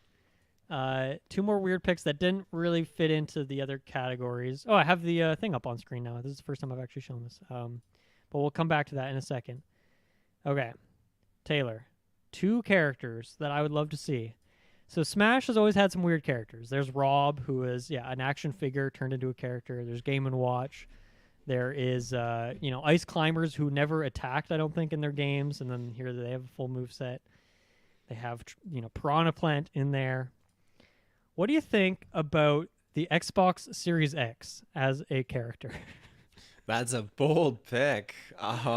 You could shoot out the other consoles or use the other consoles as attacks. The controllers could be like the arms, possibly, and the legs. I would love to see that. You could shoot out the achievement once again, because I think it was memed on. But man, I would just love to see a Series X cruising around, jumping around the screen. You could turn him upside down. He could shoot rockets out of what would be the top of the console. What do you think? Because I think it'd be fun. I think it would be a lot of fun. I think it's a stage. Oh man, a stage would work too, but just the concept of it, I think is great. I envision it kind of the controllers are swinging around doing attacks and stuff like that, changing skins A button, if B you button, wanted. the different buttons, yeah. Yeah, I mean, you get wacky. Teraflops is an attack. I don't know what a teraflop is, but they could make an attack. Yeah, the teraflop strike. Yeah, shooting external hard drives. Is that a contender for you, or cause for me it's I love it. I'd put it as a lock easily. Easily. Yeah, Xbox Series X. Now I have one other. This one's even weirder. I'm gonna pull up a picture of this guy. Okay, so back in the day, if you were on a Excel sheet, or maybe you were on a Word doc, and you were lost or you need some help, you would call on one guy. This guy was Microsoft Clippy. Yes, he's in. He's a paperclip with eyes. Oh. He would pop up in the bottom and he would say do you need help with that? And other shit, things like that. I would love to see Microsoft Clippy in Absolutely. That's an insta lock for me. Hell yeah. You got to have some oddball picks in there. So let's put Clippy on the list. That's a deep pull. I respect that. That's great. It's a deep cut. I think that was one of those ones where I just woke up in the middle of the night and I'm like, Microsoft Clippy's got to be in this list. I love it. That's more of a Microsoft thing. Also, we didn't mention this, but I think the Halo announcer would be great as free for all or start, just as announcing the game. when you pick a character. And stuff like the Kilimanjaro, like that yeah, guy's voice. like he would just say like Doomslayer and like Clippy. That'd and be stuff so like that. cool. I'd love that. Yeah. Okay, so we've actually gone through my whole list. So everything is either in the contenders or just on the list outright. Is there any other things that we missed that you want to shout out now before we fill out the rest of our list? We still have, how many is this? We still have 7 slots to fill, I think, with our contenders. But is there any more that we forgot?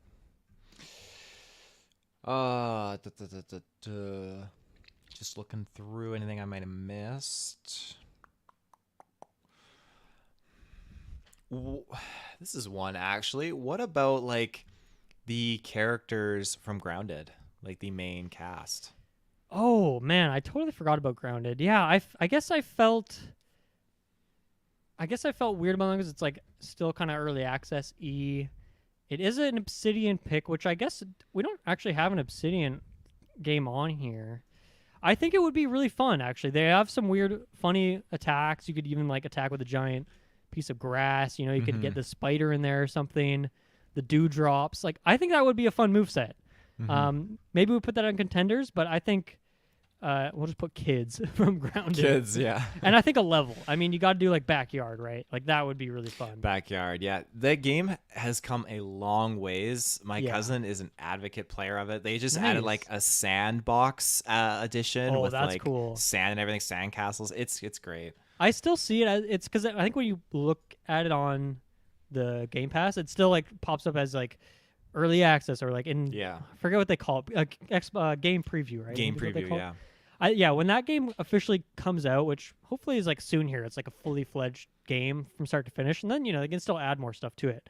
I would love to go back and play it again, especially because when we played it, I was playing on my PC and like my frame rate was fucking horrible, and like it was like the 30-minute timer or something. Like when that game fully is out, we should definitely jump back in and play some more of it. I think. Absolutely. But yeah, let's put them in contenders for now. Anything else before we narrow this down a little bit? No, I think that's all I got. So yeah, looking at our list, we have 7 more slots open. I'm just gonna, for the audio listeners, I'm gonna read who is currently on our list. And once again, we're going to 36 here. So far, we have the Master Chief. We have Marcus Phoenix, the hero from Fable, Steve from Minecraft, Frank West, Carr from Forza, Plane from Flight Simulator, Banjo-Kazooie, Joanna Dark, the agent from Crackdown, Raz from Psychonauts, Naomi. No, I wrote no Amy, but Naomi from Fusion Frenzy. Maybe you can fix that for me. Dragonborn from Skyrim, Vaultby from Fallout, Corvo, the Doomslayer, Ghost from Call of Duty, Arthas from World of Warcraft, Hunter from Hearthstone, Overwatch. We haven't picked a character yet, but we wrote Overwatch. The Kerrigan from Starcraft, or not the Kerrigan, I think her name is just Kerrigan. Tyrael from Diablo, Tony Hawk, the Grim Reaper from Guitar Hero, Spyro, Crash, Xbox Series X, and Clippy. That is a fucking that alone I would love to play that game. But let's fill out this list some more.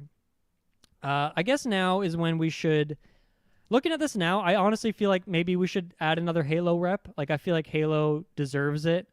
And I think Arbiter makes sense because then you can get him using the Covenant weapons, you can get the Chief using the weapons, and then they can both kind of use the Brute. What are they called again? What's that faction called? The Brutes? Yeah, the Brutes, what are they called? Oh my god. They're like the monkey looking, like bear looking things. Yeah, like what is their faction called? Why can't I remember that right now? Well, I mean, right now, like in Halo Infinite, they're part of the Banished. Oh, okay, but they shift around, I guess, over time. But like, yeah, the main Covenant was a culmination of several species. Like, I see. Yeah, your elites and everything.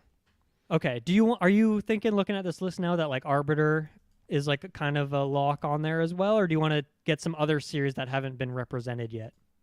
I think Arbiter is just, it works. Okay, I like there. Yeah, easy lock. The Arbiter, yeah. Is he still around? Like, you can. Well, we'll open this up to spoilers. Is he dead or is he still around as a character? Oh, he's still kicking. The last Halo game, he was kicking, and he is badass. I'm not bummed from a balance perspective, but I'm bummed just from a hype perspective that you can't play as the Covenant in Infinite. I think it's good. It was always janky with the headshots on those guys because you could just you couldn't headshot them from behind. But Yeah. I shout outs to the Arbiter. And I guess we'll take them off here so we don't get confused. I guess we should talk about Overwatch because we put that here. And looking at this list, I would be down to put 2 characters on there. We could also just pick one for now. How are you feeling on Overwatch? What do you want to do there? It's tricky. Like,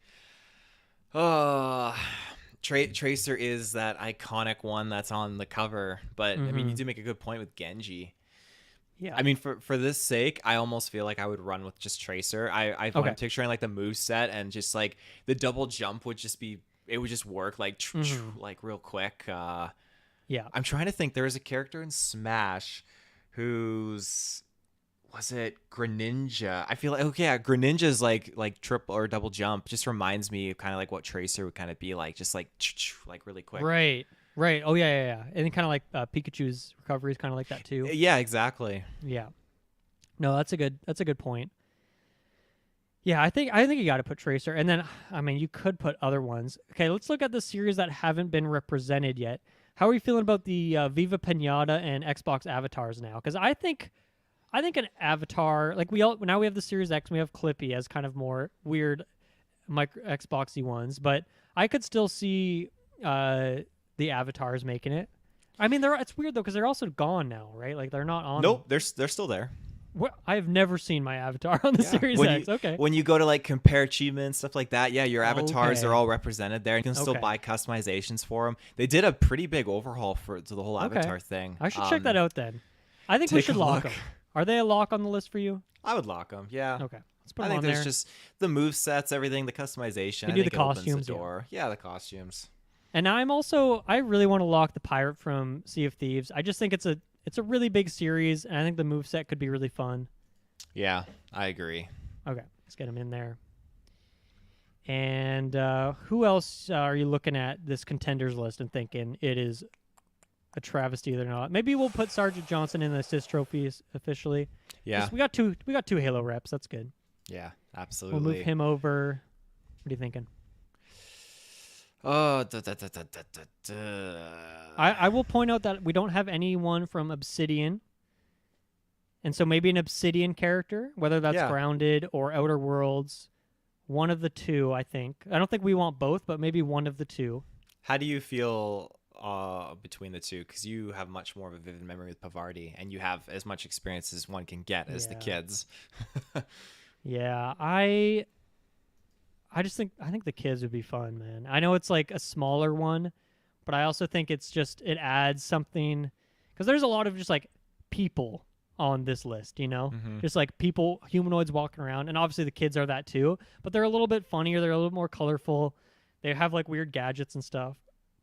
So I think that's where I'm going.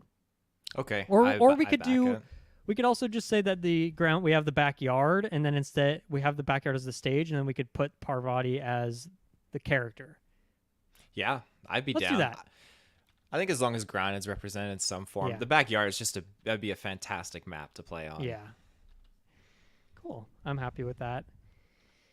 Okay, looking at this, so once again, I haven't played this, but I feel like Hellblade. I don't know. I just feel like Hellblade's kind of a big deal. I feel like Senua could be on the list, but I haven't played it, so I'm not passionate about it. I don't really know what the moveset would look like. I'd back it. I mean, the representation is there, so yeah. Let's put Senua, Hellblade, and where else? Where else do you want to go here? Marius Titus. Let's talk about Marius here. Not gonna make it into the main character list. I'm just gonna throw that out there. Okay, he's over to the assist trophies. Yeah, he made it far. I don't think we need another Gears rep. I think Dom can be over there in assist trophies. Yeah, for sure. Okay, so two that I'm looking at. One is the shape from Geometry Wars. I think it'd be fun. It's kind of like, to me, that's also a representation of the Xbox 360 arcade, which to me was a big deal. Like that really got me into indie games, and I think I still play tons of indie games till this day, and I think a big reason for that is the Xbox arcade. It was just it was a great time for that. They really promoted indie games. Like that's where I first played Spelunky and Trials, some of like my favorite games. And I feel like Geometry Wars kind of represents that era as well. Plus, it's weird and it's kind of a more indie thing. How do you feel about that one? You sold me. I think that All right. I think that's great. It adds a very dynamic, versatile component to the roster of just Yeah. humans and characters. For sure. Next, I'd maybe be looking at Sekiro. You didn't like you brought it up and then you sounded less passionate about it. So where are you at with that one? Because I think it's, I mean, it is published by Activision. It's not developed by them, so it's weird. But I think the moveset writes itself, and it's, I don't know, it's a big IP, Game of the Year winner at the Game Awards for what it's worth. Well, I've never played it, but when I was looking at the just the kind of like the aesthetic, I thought this would fit. This would definitely fit, moveset, mechanics, everything. So I would definitely support it on that front. It just looks like a very cool character. I mean, I would put it in just to add that versatility. I like that the list is more melee component characters than shooter characters, and that was a worry of mine going into this at first. Yeah, I think we do have a good mix.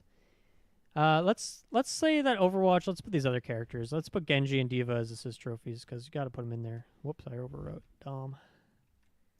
Just to let's just get some more representation here. So looking at our list, I guess for the audio listeners, here are the other series that we talked about, but we haven't put on the list. We have one more slot, and obviously we can change things, but I think our list is really solid. Okay, here's our next contenders: Ryu Hayabusa, Ninja Gaiden, the Pinata or a Pinata, whatever, from Viva Pinata, Commander Shepard from Mass Effect, the Player from Sunset Overdrive. I hate that. I wish there was a name for that character. Morgan Yu from Prey. I'm gonna make the executive decision to put that over in contenders. I love Arcane, but I think we should get one of the other ones instead. Or Blockowitz from Wolfenstein. And we wrote Rage. Let's take Rage off here. Let's put Rage it in is gone. this trophy. Looking at this, I think Mass Effect just not being first party and really only being timed exclusive makes me want to bump it. Yeah, Bump you can it away. knock it out of there. I would dare say Ryu could probably be bumped because we already have Sekiro in there. I feel like we don't necessarily need the two. Yeah. Unless you're super passionate on Ryu and like, no, we need more samurais. I just thought that was going to be, your pick, so I'm a little surprised, I guess. Oh man. Okay, let's do it. We got to make some tough cuts. Is Viva Pinata maybe a stage instead? I think it would definitely be a stage. Yeah. And we'll just call it. Oh, here's an idea. Polka floats, but with pinatas. Oh, that'd be sick. Absolutely. That'd be so cool. We'll call it Pinata Floats. We'll call it Pinata Floats. And maybe at one point, like one of them like poops out a bunch of candies and you can like are jumping on the candies. We're down to Wolfenstein or Sunset Overdrive. I'm inclined to say Wolfenstein. Like I think Sunset Overdrive makes more sense moveset wise, but it's still only one game. I don't know if we'll ever get another one. And Wolfenstein has more history to it, and it's closer to you as well personally, where I've not played either of these games. And I know Briggs as well is a big Wolfenstein fan, so as a GV representative, I think he'd like to see Wolfenstein. So are you on the same page as me there? I'm on the same page, yeah. Cool. That's our list. And then we'll put the Player Sunset Overdrive as a assist trophy. Is there any stages you would want to add to our current beautiful lists here? I'm doing some editing here. Let's see these stages that I got. I'm pretty happy. We got a good amount, but if you want to add some more, we'll just go. I did have one. I forgot to mention this during the Halo part, but High Charity. I just think it'd be cool, like, to be on like a platform, and in the background you have High Charity and like Covenant ships and everything just flying around. I think it would just be visually like really appealing. What game is this from? That's Halo 1 and 2. Well, I know. Sorry, just Halo 2 and 3. Man, I do not remember this from the ones I've played, but this is a fucking cool place. The flood like invades it. Yeah, it's super cool. Put that on the list, baby. That is cool. Okay, any other ones you want to shout out here?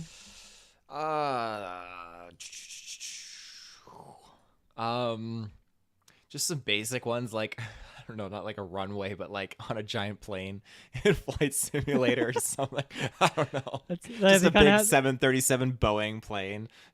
Yeah, there's the pilot wings stage in Smash, kind of like that. Yeah. That'd be hype. Or I mean, technically, you know, with Flight Simulator, like we could just put like the GV recording studio. Like technically, that's a location in Flight Simulator. It's got the whole world. So yeah, I guess there you go. Also, I think one of the avatars, like built into the game, should be just Phil Spencer. Like he should definitely be just like a playable character through that. Kind of like how in like Smash they'd show off like Reggie, you know, in the trailers. Like I think they'd show off Phil Spencer in those trailers. I'm pretty happy with our list, I must say. I think it's a good list. That's pretty complete. Let's read it off one more time for the audio listeners. Do you wanna read until here? I'll just random. Can you see where I'm highlighting? Dishonored. Want me to read right up to like Fallout there? Yeah, read up to there, and then I'll read the second half of them. All right. So we are looking at Master Chief from Halo, Arbiter from Halo, Marcus Phoenix from Gears of War, the Hero from Fable, Steve from Minecraft, Frank West from Dead Rising. Oh, I love that one. The car from Forza, the plane from Flight Simulator. Those are so good. Banjo-Kazooie from Banjo, Joanna Dark from Perfect Dark, the Agent from Crackdown, Roz from Psychonauts, Naomi from Fusion Frenzy, the Dragonborn from Skyrim, and the Vault Boy from Fallout. And then in the back half, we got Corvo from Dishonored, Doomslayer from Doom, of course, Ghost from Call of Duty, Arthas from World of Warcraft, the Hunter from Hearthstone, Tracer from Overwatch, Kerrigan from Starcraft, Tyrael from Diablo, Tony Hawk, Grim Reaper from Guitar Hero, Spyro and Crash Bandicoot, the Xbox Series X with controllers and other consoles, and you know the Zune, maybe like the Zune is like a projectile. Yes. Clippy, Microsoft Clippy, the Xbox avatars, Pirate from Sea of Thieves, Parvati from The Outer Worlds, Senua from Hellblade, The Shape from Geometry Wars, Sekiro from Sekiro Shadows Die Twice, and Blockowitz from Wolfenstein 3D. Do you want to read the assist trophies, and then I'll read the stages? Right, okay. We have Cortana from Halo, Guilty Spark from Halo, The Flood from Halo. A lot of Halo representation there. I love it. The Carmine Bros from Gears of War, Whisper from Fable, Creeper from Minecraft, Survivor from State of Decay, Trebuchet from Age of Empires, Super Mutant from Fallout. We just put Quake. We didn't nondescript Quake rep. Nondescriptive Quake, yeah. Soap McTavish from Call of Duty, Illidan from World of Warcraft, the Skylanders from Skylander, Sergeant Johnson from another Halo, yeah. Marius Titus from Rise, Dominic Santiago from Gears of War, Diva from Overwatch, Genji from Overwatch, Morgan Yu from Prey, Nondescriptive Rage, Commander Shepard from Mass Effect, Ryo Hayabusa from Ninja Gaiden, and the Player from Sunset Overdrive. Beautiful. And then for stages, here's where you can expect to play as these characters and as these assist trophies. You can pick from Blood Gulch, Guardian, or High Charity from the Halo series, Beneath Jacinto from Gears of War 2, the Arena from Fable, Pirate Ship from Sea of Thieves. Oh, sorry, what was the other pirate ship game? It not qualifies. Doesn't qualify. But what game? What game was it? I was just thinking, like, I would love to see the pirate ship from Black Flag, just Edward Kenway's ship, just like in the background. But definitely, that's a completely biased pick. Sea of Thieves is way better for this. That's fair. The Mall from Dead Rising, nondescript Cuphead stage. Just we got to get that aesthetic in there. I guess we didn't talk about Cuphead as a character, but I think, you know, not first party. It's fine. We got the map. Dwemer Ruins from Elder Scrolls Wasteland from Fallout. Dunwall Tower from Dishonored, Hell from Doom, a Where's Waldo stage. Don't ask us about that. Rust from Modern Warfare 2, Call of Duty. The board from Hearthstone, Hanamura from Overwatch, New Jersey from Tony Hawk, the Backyard from Grounded, the Pinata floats from Viva Pinata, and then that's our list. This would be so sick. This game would be like, even if like the gameplay isn't amazing, this would still just be so cool to get a game that even had like half of what's on this list, or even a quarter of what's on this list. Taylor, how realistic do you think it is that this game actually happens? That Microsoft actually does this? And do you have a studio in mind that pops out? I know it's kind of putting you on the spot, but first off, how likely do you think it is? I mean, to the degree we're thinking, I think it's unlikely on what we're thinking, but the likeliness of getting a game with this this general trajectory idea, like of having these characters of these different IPs, like as a fighter, I think that's strong. I think we could see it like a 70-80%. Wow. I just hope. I do think it's really strong. I just hope that it is built with like the magic and the care that we've invested in this list, because I think that would be an absolute sell. Yeah, I mean, I think with all these acquisitions that Microsoft's up to, like, it would be a shame if we never saw any crossover game from them. Like, if it's not Smash, that's fair, just because I feel like, I mean, Microsoft's never really been too associated with like fighting games, not even really 2D platforms, like more 3D platforms if you look at Rare. But yeah, I think like a kart racer would be fun. Even a first-person shooter that just like incorporates some maps, and like it's tricky, right? Because like Halo plays so differently from Call of Duty, which plays so differently from Overwatch. But if you just had a crossover game with all these characters in it and somehow made it work with just maps picked from these games, like I think it would just be so cool if they did a crossover game. I don't know. I would love to see it. I don't know. I don't know about the platform fighter seems less likely for me, but I mean, maybe if Multiverses sells really well, maybe if like PlayStation brings back All-Stars and that's like really successful, maybe Microsoft's like, you know what, maybe there is a niche for us to carve this out. As for a studio, I don't know who would do it. I can't think of like any of their studios, like just based on the games they've made before, that to me stand out as like, oh, this studio would obviously nail it. I think it would be hard to get right, especially when you look at like how far Smash has come and how long it took, like over 20 years to get where we are now. But man, I would love to see this game. Yeah, definitely. Couldn't agree more. Thank you for doing this with me, because yeah, I've wanted to do this topic forever, and the timing was right, and obviously you needed to be on this episode with me. So, so let's jump into the. I haven't done any ad breaks. That's my bad. So I'll have to edit some in there. Sorry to the people. Let's go to ad break now.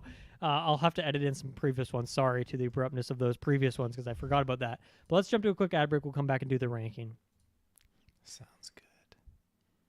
And we are back. So, if you have not listened to the previous episodes Out of Mana, essentially each episode, me and my guests would add 3 games to this ongoing list, and then we just kind of rank those games against each other. You could say it's the Out of Mana best games of all time ranking, so to speak. And it's very loose. It's very fluid. It could be like the guest's personal favorite game. They can crank up the list. Because I kind of give every episode, I give the guest the power. You can shift the list. You can move games around. We're obviously going to add new games on. You can drop someone's game really low if you think that that's a bad pick. You can bring it super high if you think it's underrated. You can shift stuff around. And so we're gonna even though this is season 2, as I'm calling it, we're gonna keep the original list and we're gonna add to it. So we're gonna add 3 games to this list, and me and Taylor will help. I'll help Taylor and he'll move stuff around the list. So Taylor, first of all, let's talk about the games we're gonna add. I like to pick a game that's kind of relevant to the topic at hand. I'm just keeping my original list there in case I need it for some reason, but. So I'm gonna pick Halo. Halo's not on the list. I'm gonna pick Halo 3. That's the game I'm gonna add to the list. My favorite Halo, I think maybe your second, third favorite Halo. Where is it in the? I know Reach is number 1, right? Unless Infinite's taken over. Yeah, Reach is definitely. Yeah, Reach would be number 1. I'd probably put Halo 2 over Halo 3, and. Yeah, then I'd have Halo 3 in 3. There you go. So it's not quite your number 1. I'm going to put it there. I feel like more people will have played that when we come back to this list. I feel like more people will be like, oh, I've played a lot more Halo 3 than the other ones. And I mean, just to quickly, praise Halo 3, like look at Infinite and how they've struggled to like, okay, multiplayer's coming out, and then like a month or 2 later, like campaign's coming out, and then like a few months down the line, co-op's coming in, a few months down the line, Forge is coming in. The fact that Halo 3 came out at launch, had this amazing multiplayer with like casual modes, Forge modes, and competitive casual. It had this like amazing campaign with replayability, difficulty, co-op, And then Forge mode, which I sort of mentioned, like also in there, fully featured with Foundry at launch. It's a pretty miraculous game. Like it's got so much to it. Like the amount of hours I've spent like doing racing or driving maps or platforming maps in Halo 3, or just like the silly mini games like the Infected mini games or Riftball, but then also like just grinding, getting sweaty playing like ranked, the MLG mode or the team doubles I loved, or just fucking around on like giant maps and vehicles. Like such a diverse game and series, and I think that's why I love it so much and why Halo 3 is like one of my favorite games of all time, just because I had so many different kinds of experiences with it. And I even did like me and my cousin and like our other friend, we would do like role play where we would go on high ground in Forge. We'd make our houses, and then we would have like my friend was like the banker. I think I've talked about this maybe on the podcast before, but my friend was like the banker. I was like I would like sell vehicles. My cousin would like sell weapons, and we would just have this little town, and we would just role play for like hours and hours. It's like pretty like think of another first person shooter that lets you do that. Mm-hmm. You know, like just the amount of freedom that game had is insane. So I love Halo 3, and and you do too. Obviously, the fact that it's your third favorite Halo game does not mean that you dislike it. It's like you love that series so much. Mm-hmm. Taylor, what are the 2 games that you want to add onto the list? Oh gosh, yeah. I was torn, but this is so tough. So tough. I had to think like nostalgia and everything like that. Go with your heart, man. Go with your heart. Even if it's a game that's like more niche and you don't think a lot of people have played it, I don't care. Like I want you to go from your heart of hearts. Like what games you want to add here? I'm gonna suggest maybe not another Halo game, but go elsewhere. And yeah. When I looked at the original list and I saw World of Warcraft up there, I thought, okay, seeing that really made me feel a lot more comfortable with this one pick. And I'm gonna put it out because I have lost track of how many hours I've invested. I've probably been playing the game for almost 2 decades. Whoa! I'm gonna put RuneScape in there. I love that pick so much. Yes, it's been literally a staple of my life. I've met. I didn't know so where you were many going people. with that description, but I love that. RuneScape is an amazing pick. Yes. It's such a classic, and it's still very existent today. I mean, they broke off where they did this huge overhaul and upgrade to like RuneScape 3 is what they call it. And whoa, I didn't know. I know so many people were like, oh, we want like the original. So like the team went back and found a old copy of 2007 RuneScape called Old School now. And they put it out there, and it's now branched out. So there's 2 RuneScapes. 07 Old School gets its own updates and its own quests, and that's cool. Everything mechanics. And that's the one you play, 3. I'm guessing. Or do you dabble in both? I don't dabble in both. I still kind of do like the new, like the RuneScape 3 a little bit, just because. Okay. Like they have like a legacy combat. They've revised the combat system very much with like hotkeys and bindings, everything like that. I'm not a fan of that. I play in like legacy mode, but I didn't prescribe to the idea of restarting my character that I spent 15 years building. It's just such dedication. I didn't want to restart it. Plus, if I did go to Old School, I'm pretty sure I would have no time for Madison at that point because it's so addicting. Probably more grindy and stuff too. Yeah. Yeah.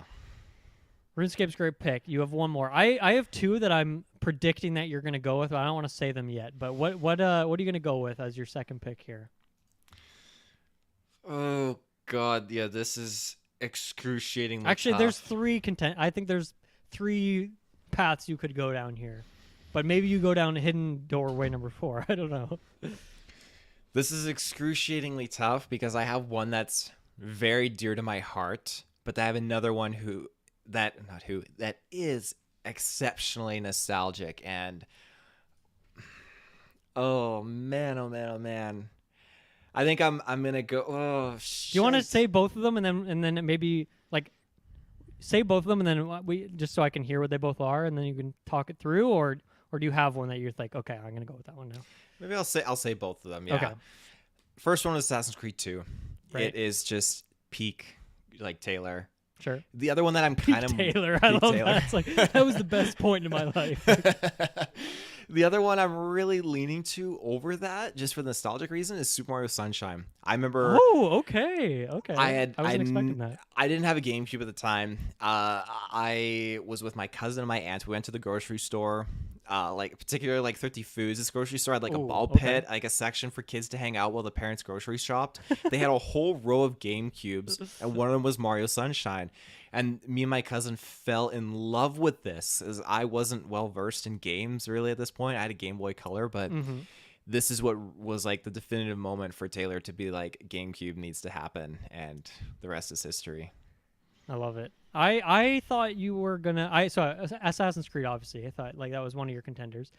I was also thinking like maybe you'd pick like a Star Wars game, or I was thinking maybe you would pick like Strikers, just because that's obviously That like was definitely a strong classic. contender. But I like Assassin's Creed or Mario Sunshine. I don't think you can go wrong in the annals of time. Like, because I'm not deep in the Assassin's Creed boat. Like, is that one that most people like would consider the best or one of the best, or is that like more like personally for you one of your favorites? Riding off of Kirkland, especially. I think probably the general kind of play of the community. I think Assassin's Creed 2 is like peak. It's up there for just Ezio and everything that goes on. Okay. Like that is a game where you're with him when he's born to like progress to where he is now and stuff. So, I mean, I will say, looking at the list so far, like, there's no Ubisoft games on there, I don't think. There's Mario Party, but there's no, like, mainline Mario game. I mean, there's Smash, which has Mario in it. But, so Mario is represented in some way. Assassin's Creed, Ubisoft aren't. But, I mean, going forward, I feel like more people generally will have played Sunshine. But, I mean, this is your pick. So, at the end of the day, I'm happy with whatever one you put on here. So, what is it going to be? I think... Like, I love the nostalgia of Mario Sunshine, but for the sake of the board, I think we got to put Assassin's Creed on there. I mean, I think it just, like, going back, when people see the name next to these games, like, you know, it would be shocking if Assassin's Creed and Taylor weren't associated. So yeah, there you go. We're gonna write that. Okay, so let me read out the list because it's been a while, and just type in some stuff in there. Let me read out the list, and if you're watching on YouTube, I'll throw it up on screen here quickly. But here's the list as it currently stands. I have the names. I'm not going to read out who added all these. If you're on YouTube, you can see who added them. From the bottom, we have 21 games right now. Number 21 is Overcooked. 20 is Crash Bandicoot. 19 is Counter-Strike Global Offensive. Number 18, Rock Band. Number 17, Mario Party 2. Number 16, Fire Emblem Awakening. Number 15, Jak and Daxter. Number 14, Age of Empires 3. Number 13, Spider-Man 2018, the PS4 one. Number 12, Call of Duty Modern Warfare 2. Shouts to Rust. Number 11, What Remains of Edith Finch. Number 10, Hollow Knight. Number 9, Persona 5. Number 8, Dark Souls. Number 7, Rocket League. Number 6, Half-Life 2. Number 5, Super Smash Bros. Ultimate. Number 4, Elder Scrolls 3 Morrowind. Number 3, Chrono Trigger. Number 2, World of Warcraft. Number 1, Minecraft. I will say Minecraft, I think, got added in the second or third episode, and it stayed at number 1 the whole time. It has not shifted around. Whereas World of Warcraft was added, and then it like went down, and then it's back up. So, Taylor, looking at this list, the power I grant to you, you could change every single thing on this list if you wanted to, although that's chaotic, but you have the power now. Do you want to start moving things around? Do you want to slot in the ones that we're adding first? How do you want to do this? I went through and I redid a whole ranked list of how I feel about all these titles. I am down. I am down for that. Some of these I haven't played before, and unfortunately they get bumped down pretty low, but that's the way I ranked it. No one's done that yet, but I am happy to see the list, especially because this is the start of season 2, baby. We got to start fresh, and yes, we're gonna have the same games on there, but I like the idea of having a whole new list. So can we copy paste that? Do you have that written down, or should I type these in as you I have it through? written down, actually. Yeah, I can. If you can copy paste it and it like stays readable, then that's great. So let's just go ahead with that. I'm keeping my previous list here for reference, but actually I guess I don't need that anymore if you're making a whole new one. So let me delete these. I'll take this off the screen for a bit as we get some chaos going on. But I like this, Taylor. I like this. You're resetting the whole list. This is going to be very bold. Then should I paste it all in once so you can see, or one at a time? I'm not going to look for a second. You paste it, and then you can read it. Okay. And read it from bottom to top. And do you have the new games in there? I do. Okay. So why don't you read through it, and then we'll talk about it. This is an extremely biased list. So coming in at, I guess, Could number be 24. 24. Yeah. This is hilarious. I put Minecraft. Oh my god. That is the biggest drop in Out of Mana history. Oh my god. That is reckless, but I love it. I've never played it. It's not like, I don't want to say lack of interest. Like, I've watched people playing it. I think, okay, yeah, that's cool. But I've never had that urge to dive into it. So I love that. That's amazing. There it is. It's number 24. Number 23, What Remains of Edith Finch. Again, That's fair. That is fair. That's fair. Yeah. 22, Chrono Trigger. And I felt kind of bad about that this because, like, breaks my I've never played it, but like I'm very much aware of it, and with it coming to the Switch, maybe this is my opportunity to dabble in it. So, well, it's Chrono Cross that's coming to the Switch. Chrono Trigger is not, but maybe someday it will. Or they could even just put it on the SNES, whatever it's called, Nintendo Online thing. But I think what's happening is Chrono Trigger is going to get one of those HG 2D remakes, like Octopath Traveler aesthetic, or like that Live Alive game that we saw. I think that's going to happen to Chrono Trigger. But anyway, that's sad. But if you haven't played it, that's fair. It's unfortunate. I have never played Half-Life 2, which takes number 21 slot as well, unfortunately. You are just coming in here with a fucking gravity hammer and just like smashing it. Oh, I'm ruining it. 20 is Hollow Knight. I've never played that one. And I just, looking at this list, I thought, man, I just need to get into playing some more of these titles. So is it with the games you haven't played, which obviously you just put all those at the bottom, and is it just like in terms of how interested you are to actually go play them? Because, like, why is Minecraft, like, less than Chrono Trigger if you haven't played either of them? Just curious. Because, I mean, Chrono Trigger, I have that slight inclination, like, I do want to dabble in it. But Minecraft, like, it's on Games Pass. Like, it's there. Like, I'm just not installing it. So, that's fair. That's fair. Okay, what's next? Number 19? 19 is Persona 5. I've had people talk to me about this game, and it sounds very intriguing, but it's not one I've ever gotten around to trying. But the interest is definitely on the table. Number 18, Counter-Strike. This is one that I've never played, but everyone's talking about it. Everyone's dabbled in it. And I like Call of Duty, so I must like Counter-Strike too if I play it at some point. Number 17, Jak and Daxter. This one was kind of like a little bit of hype because I think they were talking about it in the Discord a little bit. And I've never played it, but I kind of was expressing a little interest. I think that it was like a movie or a series you're talking about in the Discord. Right. Yeah, something like that. So it kind of got me a little intrigued there as to what's going on. Number 16, Fire Emblem Awakening. Okay. I've never played Awakening, but I really like Fire Emblem games. So this is one that I definitely have on there that I want to dabble in. 15 is Crash Bandicoot. I've always been more of a Spyro guy myself, but I have watched like a few videos of people doing like certain like speed runs and stuff with Crash, and it just seems like a good time that I want to dabble in. That one's always when because Tate added it in the first episode. So obviously in the first episode there's only 3 games on the list, and he put it at number 3, which it's last, but it's like it's the list is getting started. And Crash has always stayed at the bottom. Like it's maybe jumped up to like bottom 4 or 5. Like it's climbed a couple times, but it's always kind of stayed at the bottom. So this, I think the Crash fans will be happy with the chaos you're ensuing here, because like Crash, gets a pretty big bump here. And some people aren't super keen on like moving things too much on the list. They just want to add their new ones. So maybe like just because of that, people would like Crash will just end up chilling there in the middle. So I like that. So. I like that. 14, Spider-Man PS4. Brief time I played it at your house party that one time. I was like, this is good. This is good stuff. 13, I have Dark Souls.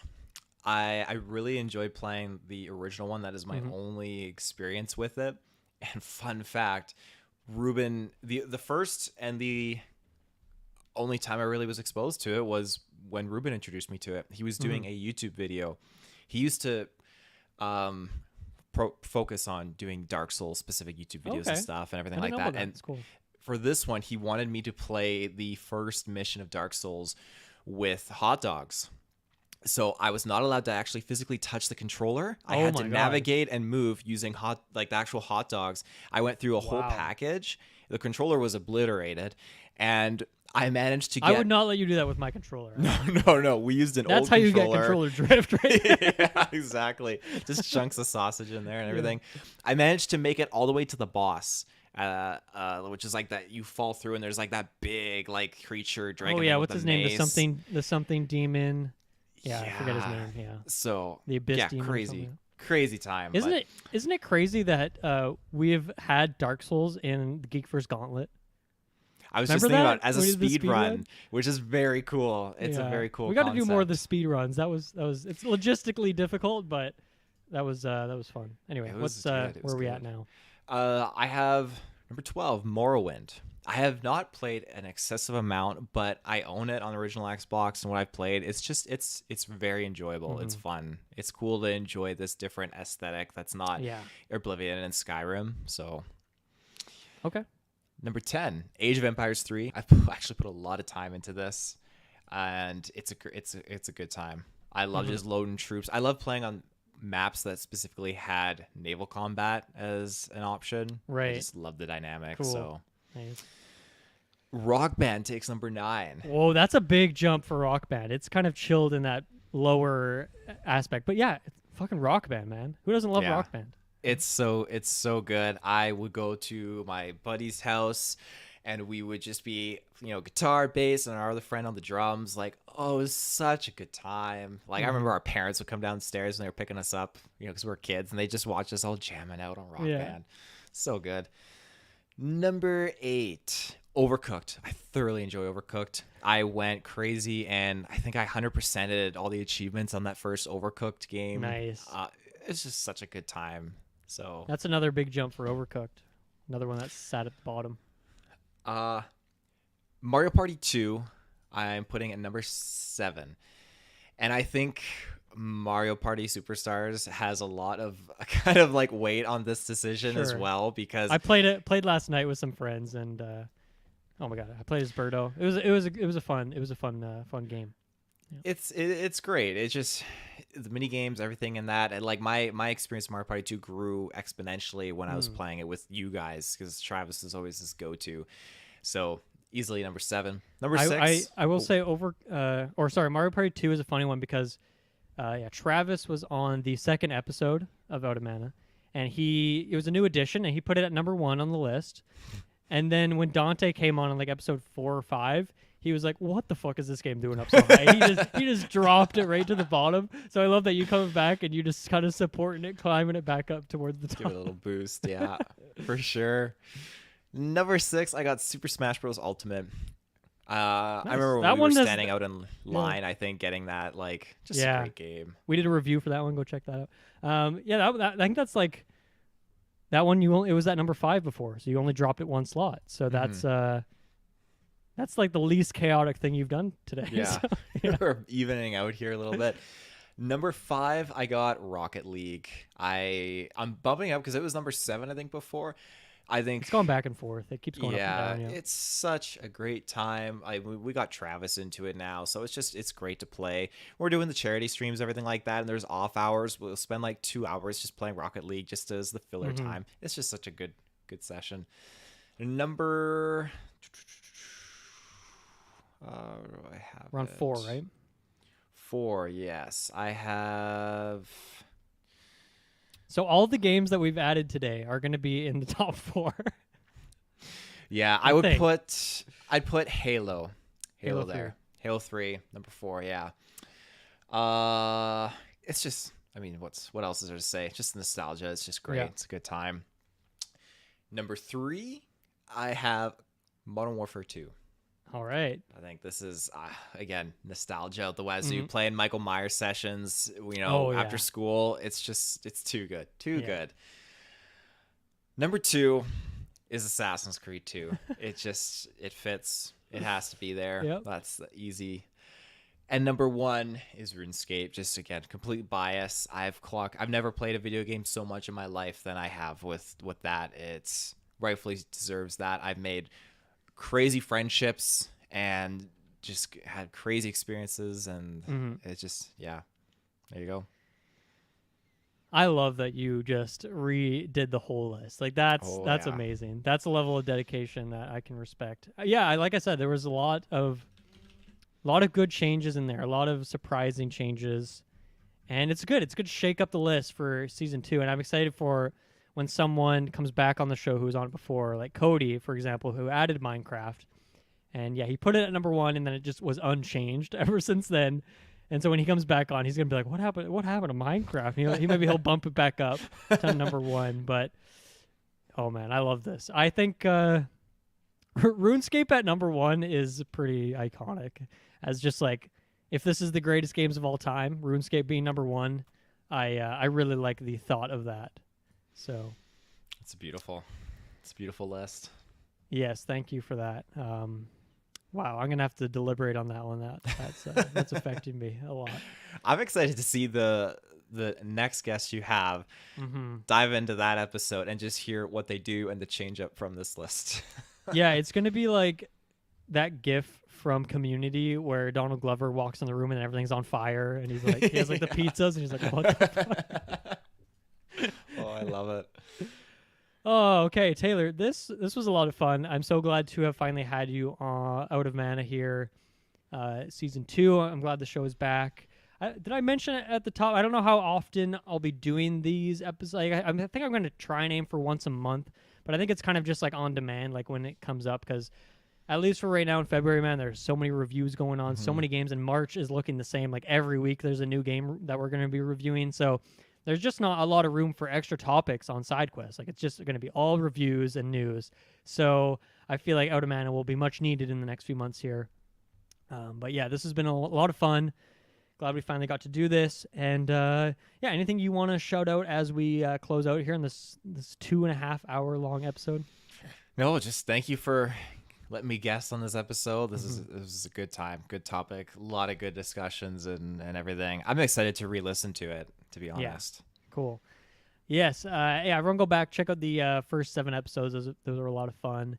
And I'm excited for more. Check out SideQuest. Subscribe to the SideQuest feed where you can get Out of Mana. Join us on Discord. Check out our Twitters and the Facebooks and the Instagrams of the world. What else? Patreon. Yeah, join the Patreon for episodes early and ad-free. Thank everyone so much for listening. This was a lot of fun. We will catch you on the next one. Later.